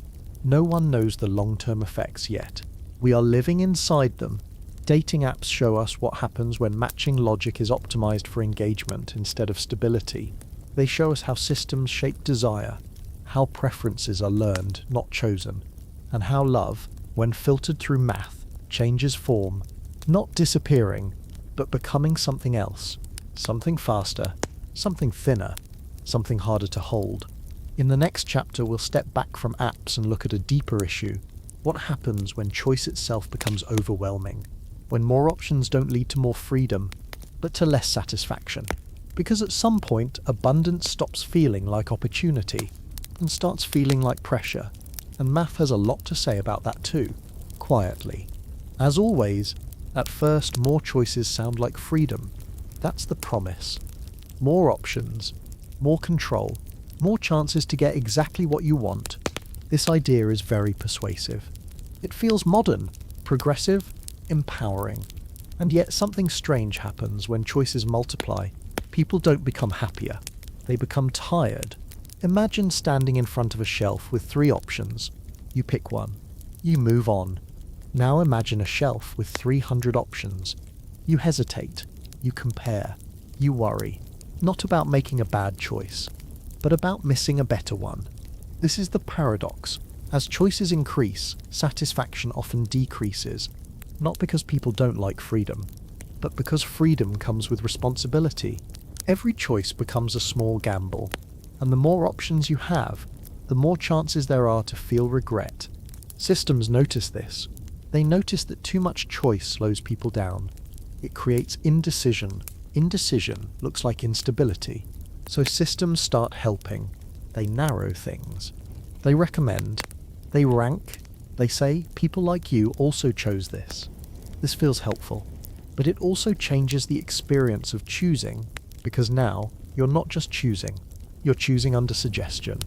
And suggestions carry weight. When a system highlights certain options, those options feel safer, more legitimate. They feel pre-approved, so people follow them. Not because they lack imagination, but because imagining every alternative is exhausting. This is how abundance quietly turns into pressure. The pressure to choose correctly, the pressure to optimize, the pressure to not waste an opportunity. And waste is a powerful fear. In a world of infinite options, any choice feels like a loss, because choosing one thing means not choosing everything else. That loss is abstract, but it's persistent, and systems don't feel it. They see throughput, they see engagement, they see movement. But humans feel comparison. They replay decisions. They imagine alternatives. They ask, what if? The paradox is that systems were introduced to make life easier, to reduce chaos, to help people navigate complexity. But when options explode, systems can only do so much. They reduce, they filter, they guide, which means they also influence, and influence shapes desire. People start wanting what is presented, not because it's best for them, but because it's visible. This creates a feedback loop. Popular options become more popular, niche options disappear, diversity shrinks, not intentionally, but mathematically, because systems amplify what works, and what works is what is chosen, which is shaped by what is shown. Choice begins to look free, but it's guided, not forced, just nudged, and nudges add up. Over time, people stop trusting their own preferences. They defer. They wait for recommendations. They ask, what's the best? As if best were universal, as if context didn't matter, as if satisfaction could be outsourced. This is where choice fatigue appears. People become exhausted by deciding. They delay decisions. They avoid commitment. They settle, not because they don't care, but because caring requires energy, and energy is limited. This is especially visible in areas tied to identity, careers, relationships, life paths. When there are too many possible versions of a life, choosing one feels overwhelming. Every path not taken becomes a silent accusation. You could have been this. You could have done that. Systems don't mean to create this pressure, but they create the conditions for it, by presenting possibility without context, by ranking without meaning, by suggesting without understanding. And because systems are very good at offering options, they keep offering more. They rarely suggest fewer, because fewer looks restrictive, even if it feels liberating. This is why many people feel relief when choices are removed. Deadlines help, constraints help, clear rules help.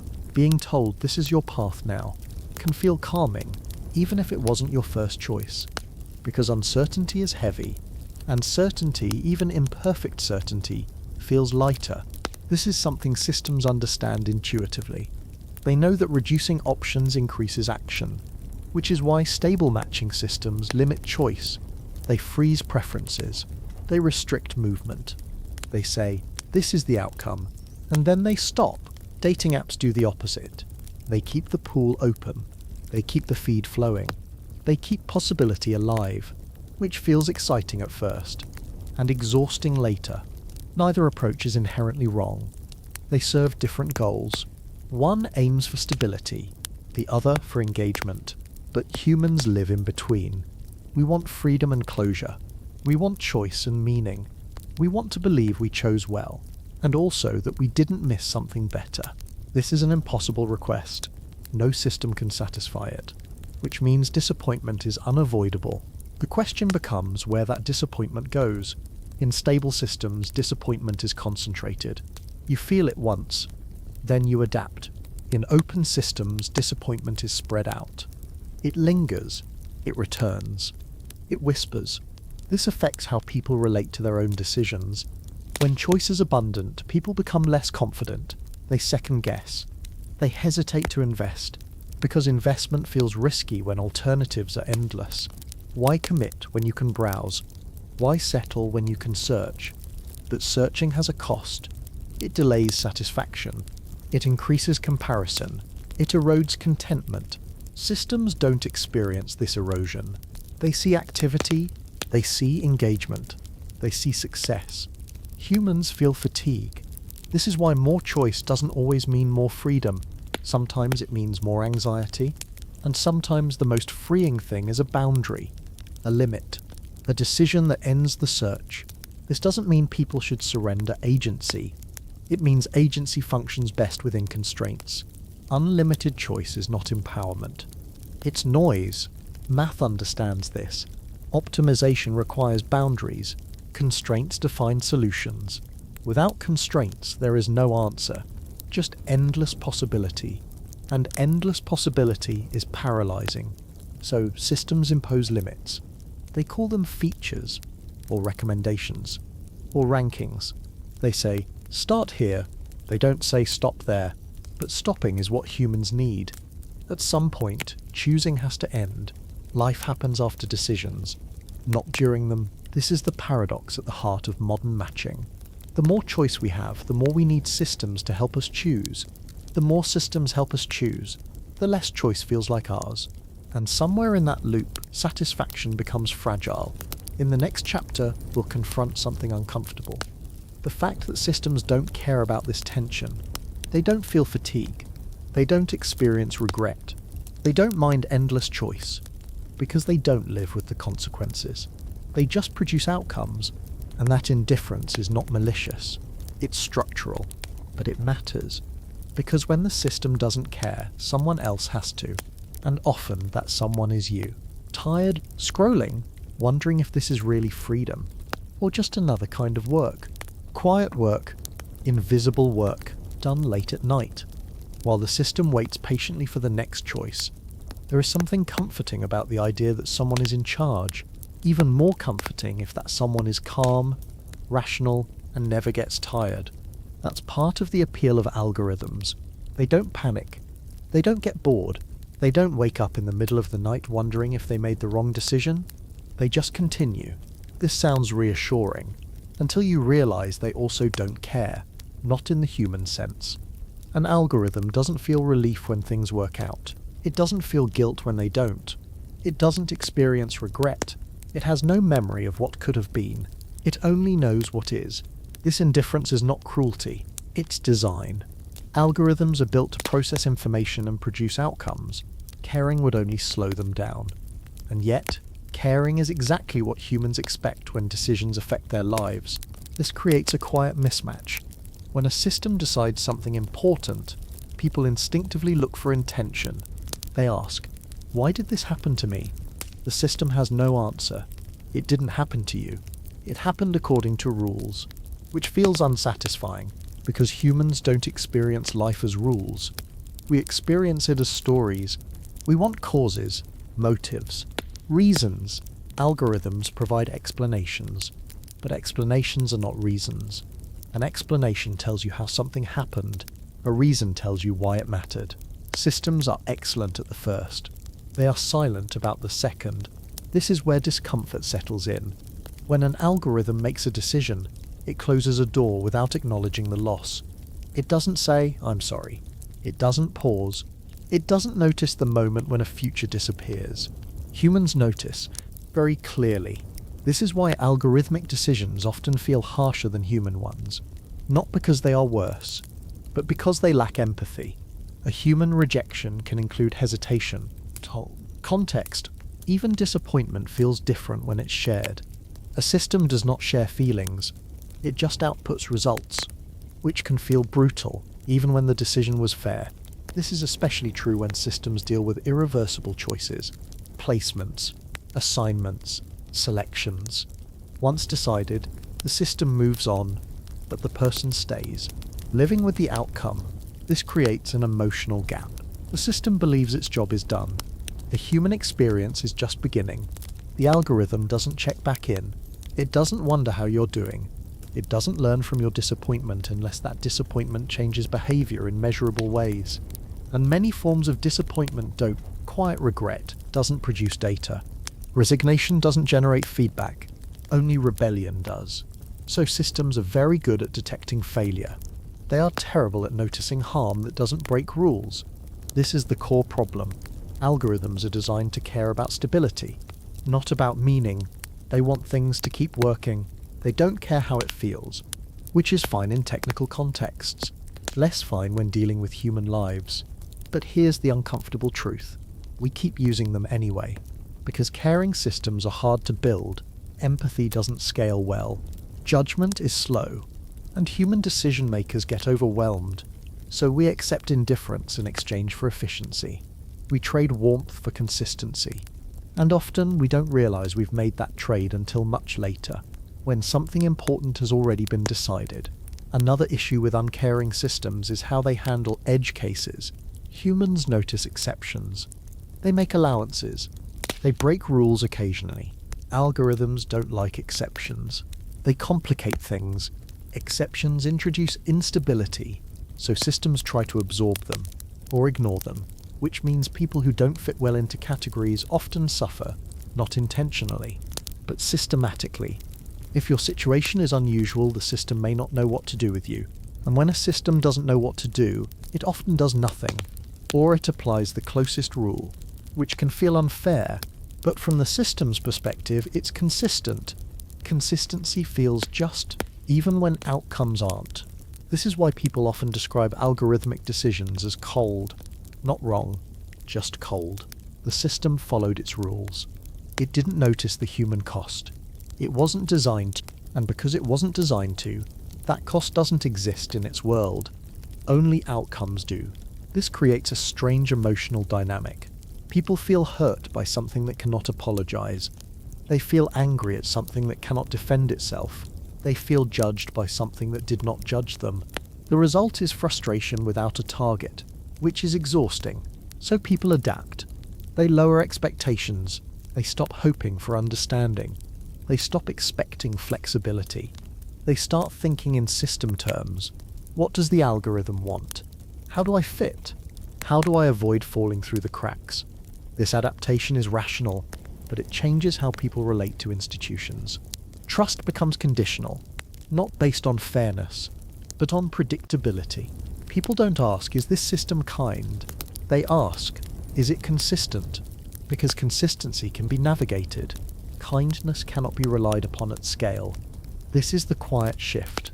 We move from moral expectations to technical ones, from should this happen to will this happen, and once that shift happens, something is lost. Not immediately, not dramatically, just gradually. People stop expecting systems to care. And when people stop expecting care, they stop asking for it. They accept indifference as normal. This is efficient and deeply sad. But it's also understandable, because fighting indifference is tiring, and most people are already tired. The algorithm doesn't notice this fatigue. It just keeps going. It doesn't mind, which is exactly the problem. Not because algorithms are evil, but because they are incomplete. They solve the problems they are given, and ignore the ones they cannot see. This is why algorithmic systems must remain tools, not authorities.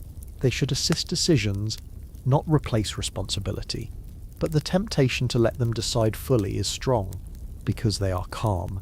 And we are not. In the next chapter, we'll return to the biggest question of all: whether something as messy as love can ever be solved, whether matching logic can handle longing, growth, and change, or whether some problems resist optimization entirely. Because if there is one thing algorithms truly struggle with, it is change over time. And love is nothing if not change. For now, just rest with this thought. The algorithm doesn't care, and that makes it powerful, but also dangerous. Because caring is not optional when lives are involved. It's just difficult. And difficulty is something systems are very good at avoiding. Quietly, efficiently, without ever losing sleep. At some point, after enough systems have tried to organize it, a question becomes unavoidable. Can love be solved? Not understood. Not described. Solved. As in, can it be arranged in a way that prevents regret, minimizes conflict, and leads to stable outcomes? This question makes many people uncomfortable, because love is one of the last places where we like to believe math has no jurisdiction. Love feels sacred, messy, unpredictable. It resists rules, which is exactly why systems keep trying to touch it. From a system's point of view, love looks inefficient. People make strange choices. They pursue incompatible partners. They ignore obvious red flags. They stay when leaving would be better. They leave when staying would work. To a system, this looks like noise, and noise invites optimization, so the temptation is always there. What if we could just guide love a little? What if we could reduce heartbreak? What if we could prevent obvious mistakes? What if we could help people choose better? These questions sound caring, and sometimes they are, but they hide a deeper assumption: that love has a correct answer, that among all possible partners, there exists an optimal one, and that with enough information we could find them. This idea is deeply appealing. It promises certainty. It promises efficiency. It promises relief from the exhausting work of wondering. But love doesn't behave like a problem with a single solution. It behaves like a process. It unfolds over time. Preference change. People change. The person who is perfect for you now may not be perfect for you later. And the person who feels wrong at first may become right after years of shared experience. Algorithms struggle with this. They work best with fixed inputs, stable preferences, clear rankings. Love offers none of that. Even when people try to describe what they want, they often discover they were wrong. They say they want excitement, then crave stability. They say they want stability, then miss excitement. They say they know what love looks like, then love arrives looking completely different. No system handles surprise well. Surprise is not data. It's disruption. This is why love resists optimism. Not because it's mysterious, but because it's dynamic. A system can match two people based on who they are today, but love is about who they become together. That future doesn't exist yet, and math cannot optimize what does not exist. This is where many matching systems quietly fail. They assume compatibility is static, that if two people fit well now, they will continue to fit. Sometimes that's true, often it's not. Compatibility is not a property. It's an activity. It requires effort, communication, adjustment. Algorithms don't participate in effort. They only arrange beginnings, and beginnings are the easiest part. The hardest part comes later, when novelty fades, when routines form, when people encounter parts of each other they didn't see at first. No matching system can predict how two people will navigate disappointment, or boredom, or change. These moments define relationships far more than initial compatibility, which means love cannot be solved in advance. It must be lived. This doesn't mean systems are useless. They can introduce people. They can reduce randomness. They can help people meet who might not otherwise meet. That matters. But they cannot finish the story. They cannot guarantee outcomes. And when they pretend they can, disappointment follows. Another reason love resists solving is that humans value the journey. Even when the destination is uncertain, the searching, the choosing, the risk. These are not flaws. They are features. Love gains meaning from uncertainty, from vulnerability, from the possibility of loss. If love were perfectly optimized, it would lose some of its power. It would feel safe. but also dull. This is uncomfortable to admit, because it suggests that some pain is not a bug, it's part of the experience. Systems don't like this idea. They are designed to reduce pain, or at least measurable pain, but heartbreak is not easily measured, and it doesn't always produce system-level instability, so it gets ignored. Another important point is agency. People want to feel chosen, not just matched. They want to feel that someone actively picked them, not that a system placed them. This feeling is subtle, but powerful. Being chosen affirms value. Being matched affirms compatibility. These are not the same. Compatibility can exist without desire. Desire cannot exist without choice. And choice is personal. When love is framed as an outcome of optimization, something shifts. People start asking, am I optimal? Instead of, am I loved? This is a quiet but damaging change, because it turns relationships into evaluations. People monitor themselves. They worry about performance. They fear being replaced by a better match, which erodes trust. Love requires a sense of safety. Optimization creates comparison. Comparison creates anxiety. Anxiety does not nurture intimacy. This is another reason love resists solving. It thrives on conditions that systems struggle to create. Ambiguity, patience, grace. Systems prefer clarity. They prefer rules. They prefer outcomes. Love prefers space. There's also the problem of consent. Not formal consent, emotional consent. People want to participate in choosing their partners, even if that choice leads to mistakes, especially if it leads to mistakes, because mistakes teach. Systems don't learn from individual mistakes unless they affect aggregate outcomes, so personal growth often goes unnoticed. This creates a mismatch between what systems optimize and what people value. People value meaning. Systems value stability. People value stories. Systems value endpoints. Love lives in the middle. It is not an endpoint. It is not stable. It is not efficient. And that is why it matters. This doesn't mean love should be protected from math. It means math should be humble around love. It should recognize its limits. It can help people meet. It cannot tell them what it will mean. It can reduce chaos. It cannot create connection. Connection requires presence, attention, care. These are not things algorithms do. They are things people do. So can love be solved? No, and that's not a failure.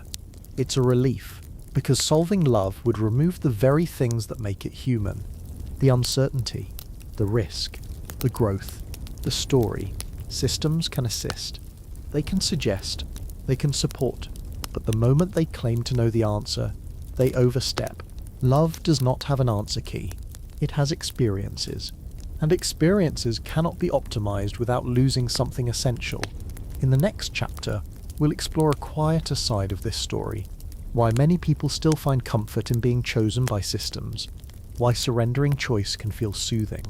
And why, sometimes, not deciding feels easier than deciding. Because even if love can't be solved, the desire to be chosen remains powerful. And systems are very good at offering that feeling, whether it's real or not. For now, just rest with this. Love doesn't need to be solved. It needs to be lived. And living is something no system can do for you. No matter how well it matches the beginning, there is something deeply comforting about being chosen, not in a dramatic way, not in a movie scene way, in a quiet, ordinary way, the kind where a decision is made, and suddenly you don't have to keep deciding.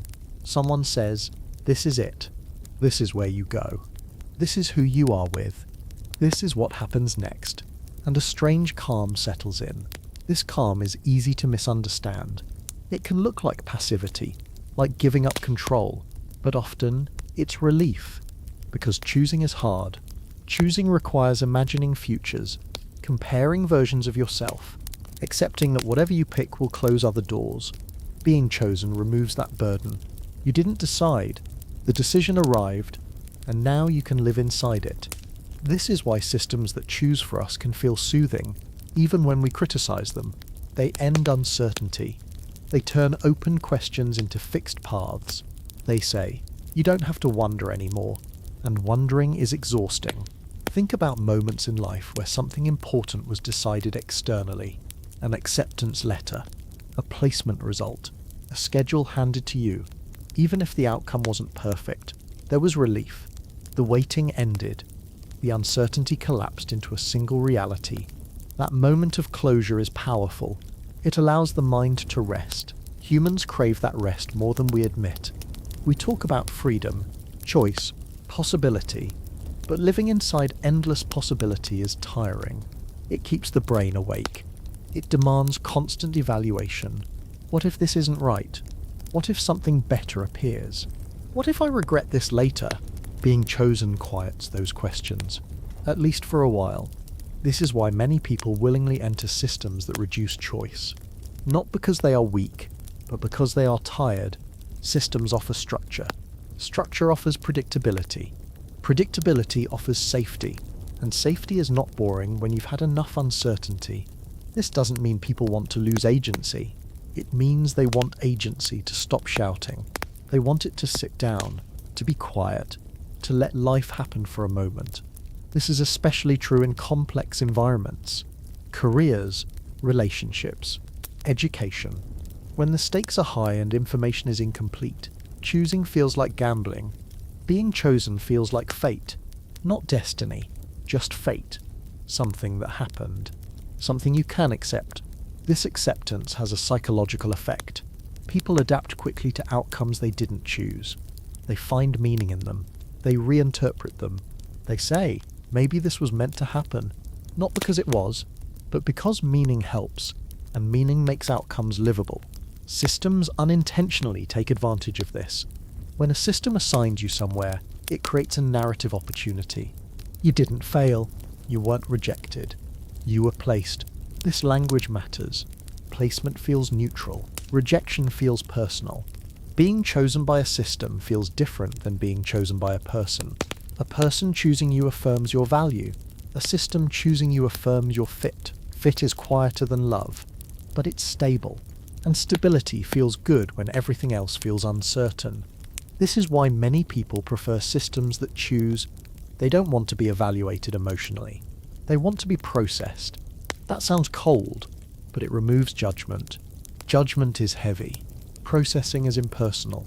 And impersonality can feel fair, even kind, because it doesn't single you out.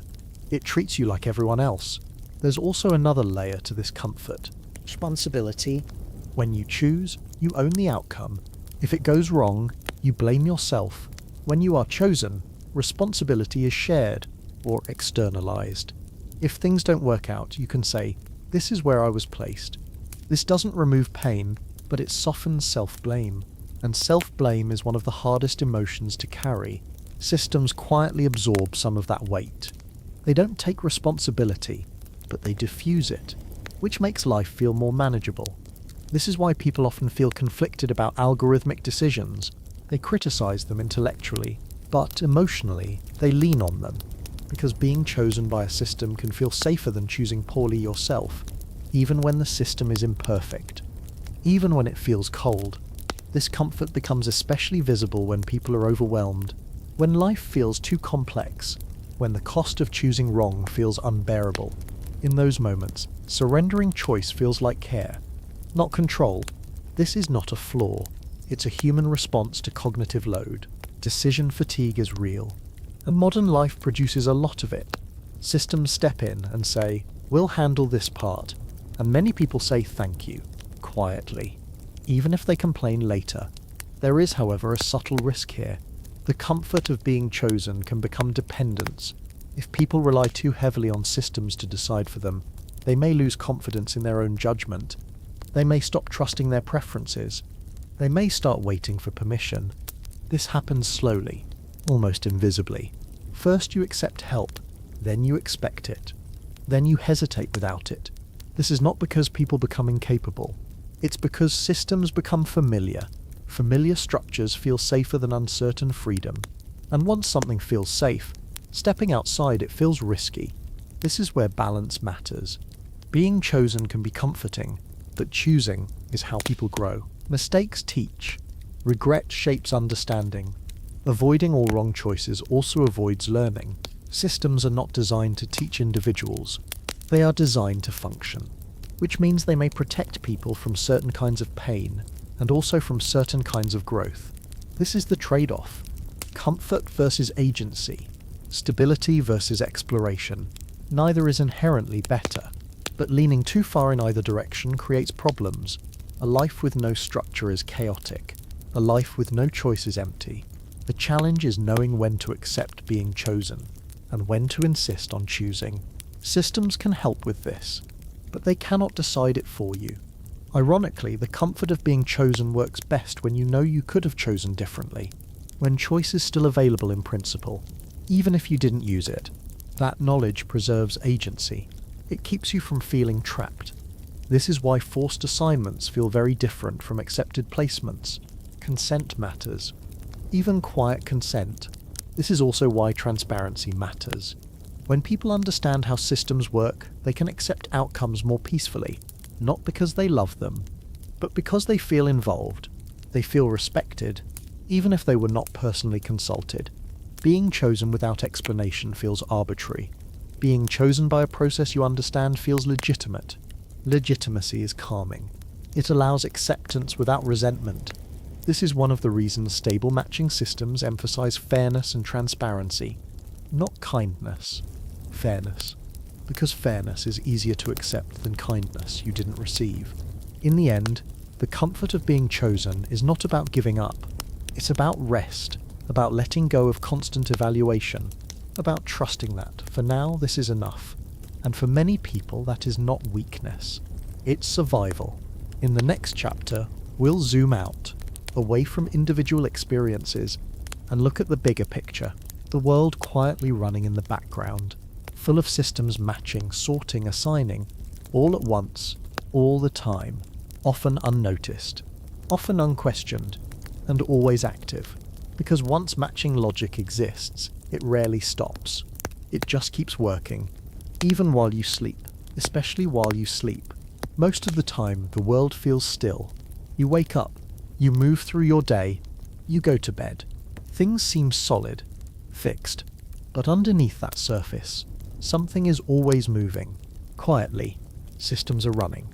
Not loudly, not visibly, just continuously. They are matching people to places, assigning resources, scheduling futures, all the time.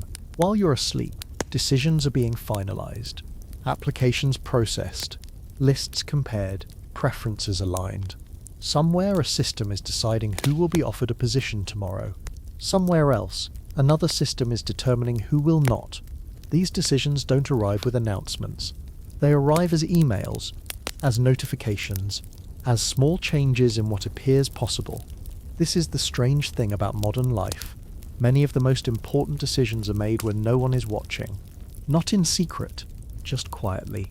Matching systems don't need attention. They just need inputs. Once the inputs are there, the process continues on its own. This gives the world a feeling of inevitability, as if things are simply unfolding. But unfolding implies a story. What's really happening is computation, again and again, across countless domains, school placements, housing assignments, medical scheduling, transportation routing. Even traffic lights are matching flows of people to moments of movement. You stop, you go. You rarely ask why. Because the system is invisible, and invisible systems feel natural. This invisibility creates a sense of order. The trains mostly run, the appointments mostly happen, the emails mostly arrive when expected. When systems work, they fade into the background. When they fail, they briefly become visible. Then they are fixed and disappear again. This cycle trains us to trust systems without noticing them, not because we examined them, but because life didn't fall apart, which feels like proof. Over time, this trust becomes passive. We stop asking how decisions are made. We focus on outcomes. Did it work? Did I get placed? Did the thing happen? If yes, we move on. If no, we feel disappointment, but rarely curiosity, because curiosity requires energy, and the system does not invite it. It doesn't explain itself unless something goes wrong. And even then, explanations are technical, abstract. They rarely tell stories. They tell processes. This creates a gap between how decisions are made and how decisions are experienced. People experience outcomes, not algorithms. They experience relief, or frustration, or confusion, but the structure that produced those feelings remains unseen, which makes it hard to question, hard to change, hard to even describe. This is why systems gain power over time, not because they become more aggressive, but because they become normal. Normal things don't get examined, they get used. Think about how many times today you accepted a suggestion, a route, a recommendation, a placement. You likely didn't stop to ask why that option appeared, or what alternatives were removed. You trusted the system to guide you, and most of the time that trust is rewarded. You arrive where you intended to go, which reinforces the habit. This creates a feedback loop. The more we rely on systems, the less visible they become. The less visible they become, the less we question them. The less we question them, the more they shape outcomes. Quietly, this is not a conspiracy, it's efficiency. Systems are designed to reduce friction. Questions are friction. So systems answer only what they must. They optimize away uncertainty, and uncertainty includes explanation. This is why matching systems feel so smooth when they work. They turn complex social problems into administrative steps. They replace negotiation with procedure. They remove human conflict from visible space, which is a relief.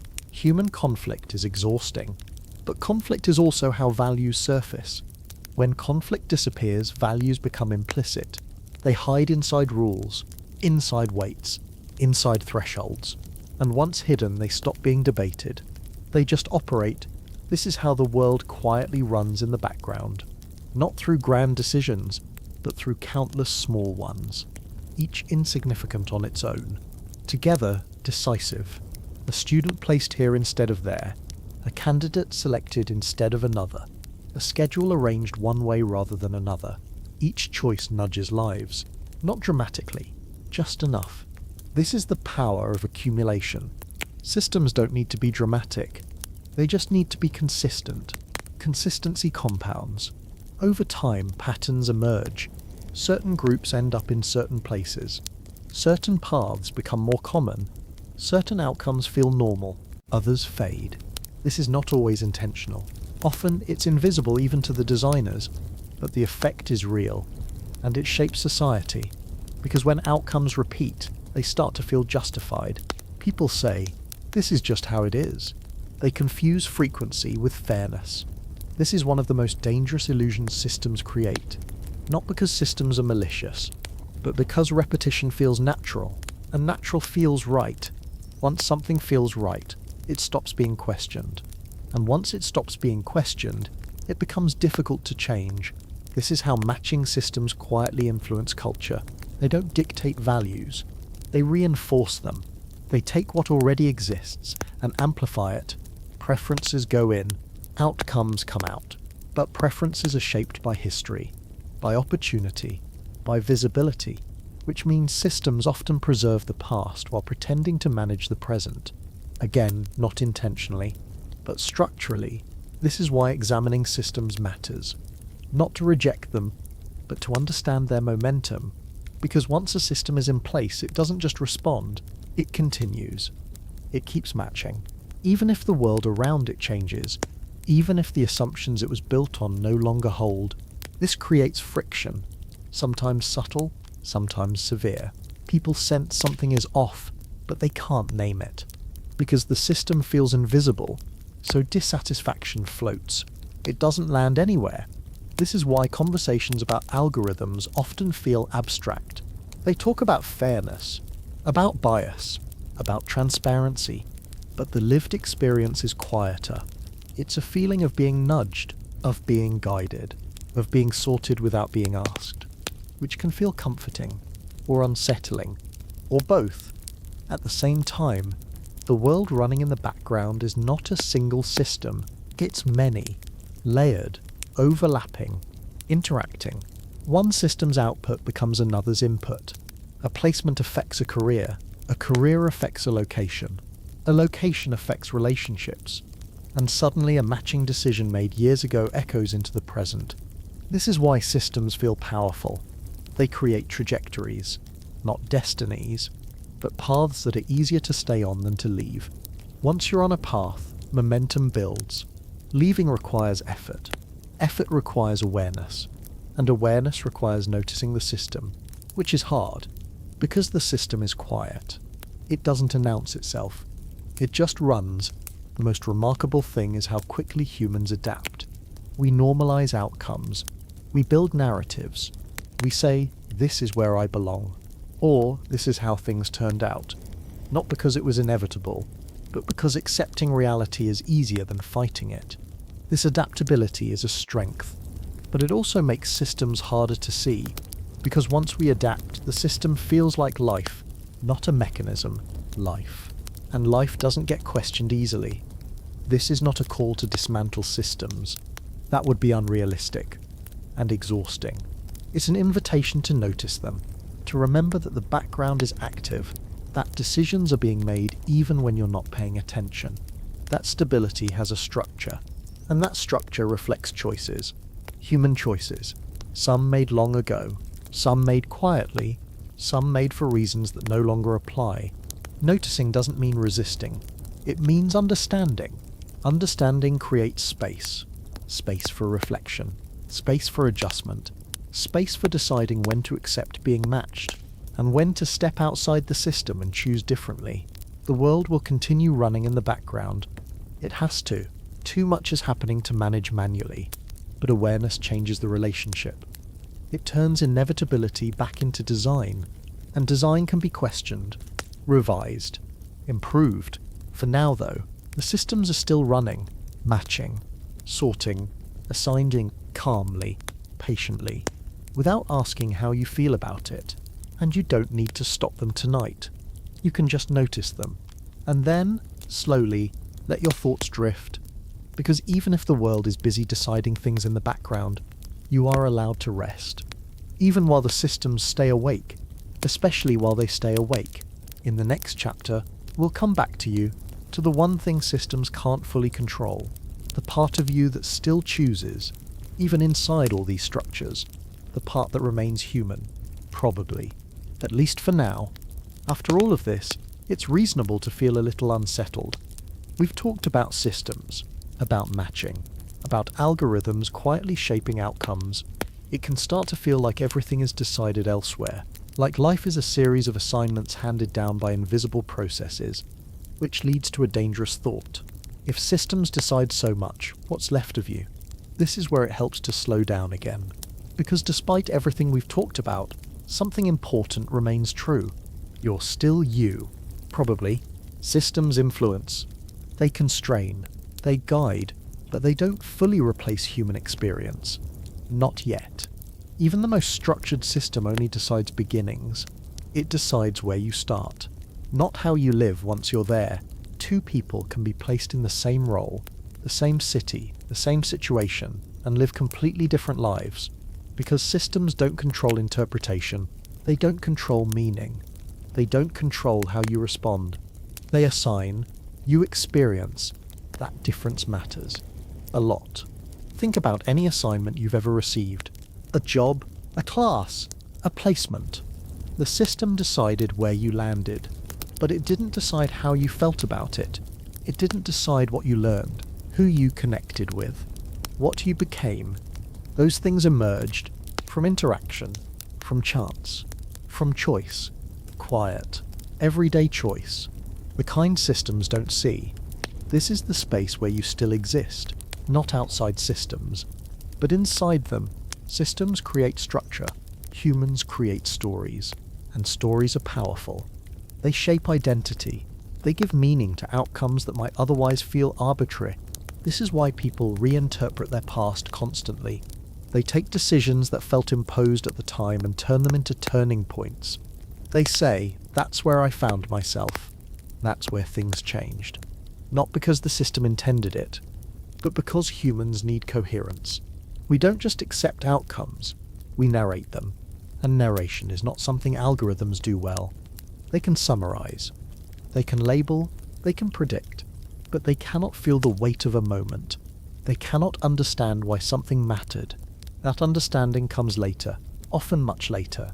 This is why even heavily structured lives are still unpredictable. Systems narrow possibilities. They don't eliminate surprise. Unexpected friendships form. New interests appear. Values shift.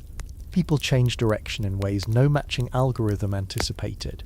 Not dramatically, just gradually. One decision leads to another. A conversation leads to a thought. A thought leads to a choice.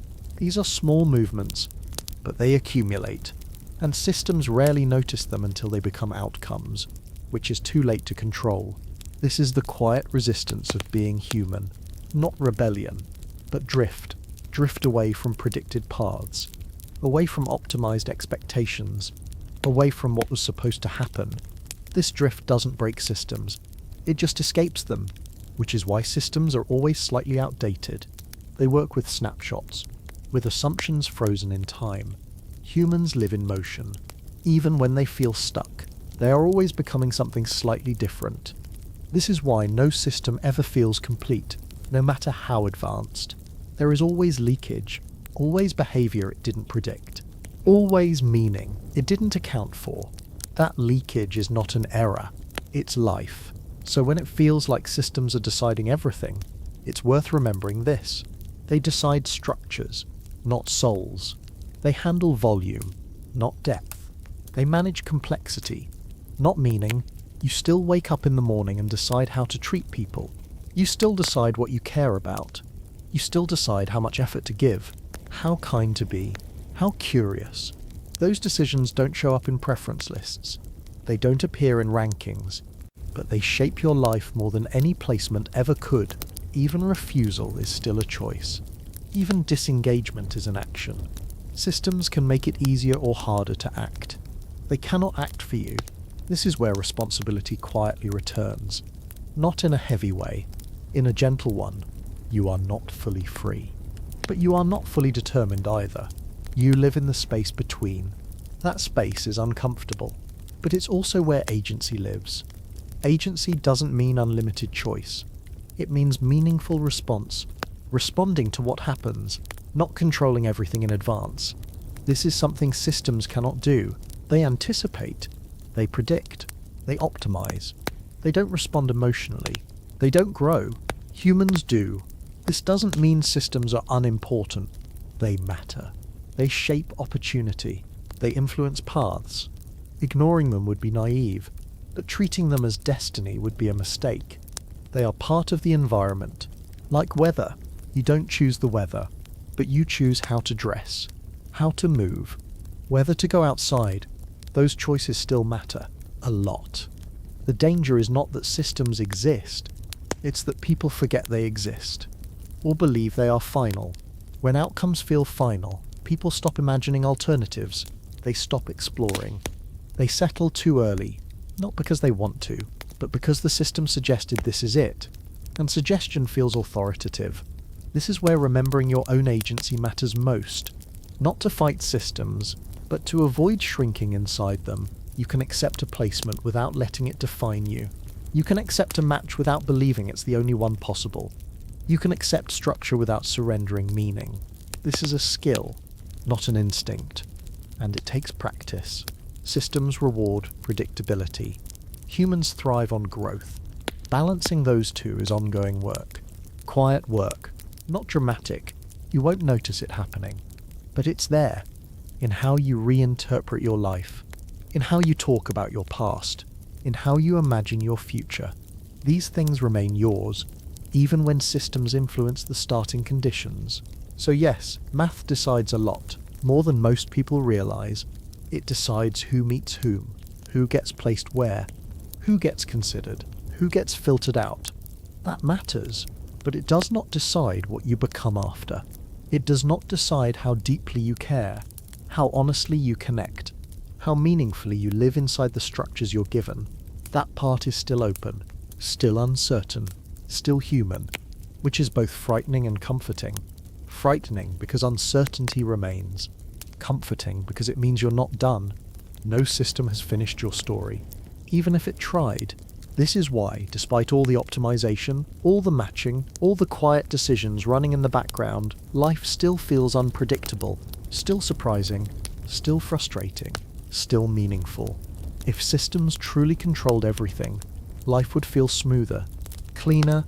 It doesn't, which tells you something important. You are not fully optimized, and that's probably for the best, because optimization is efficient. But inefficiency is where meaning sneaks in the pauses, the detours, the mistakes, the choices that didn't make sense at the time. Systems don't approve of those, but life often does. So if after all this you feel slightly less certain about how much control you have, that's okay. Certainty is overrated. You don't need to control everything. You just need enough space to respond, enough awareness to notice when something matters, enough permission to change your mind. That's still yours. Even in a world full of algorithms, even in a life shaped by matching systems, you're still you, probably, and that's not something any equation has figured out how to replace. At least not yet. And not tonight.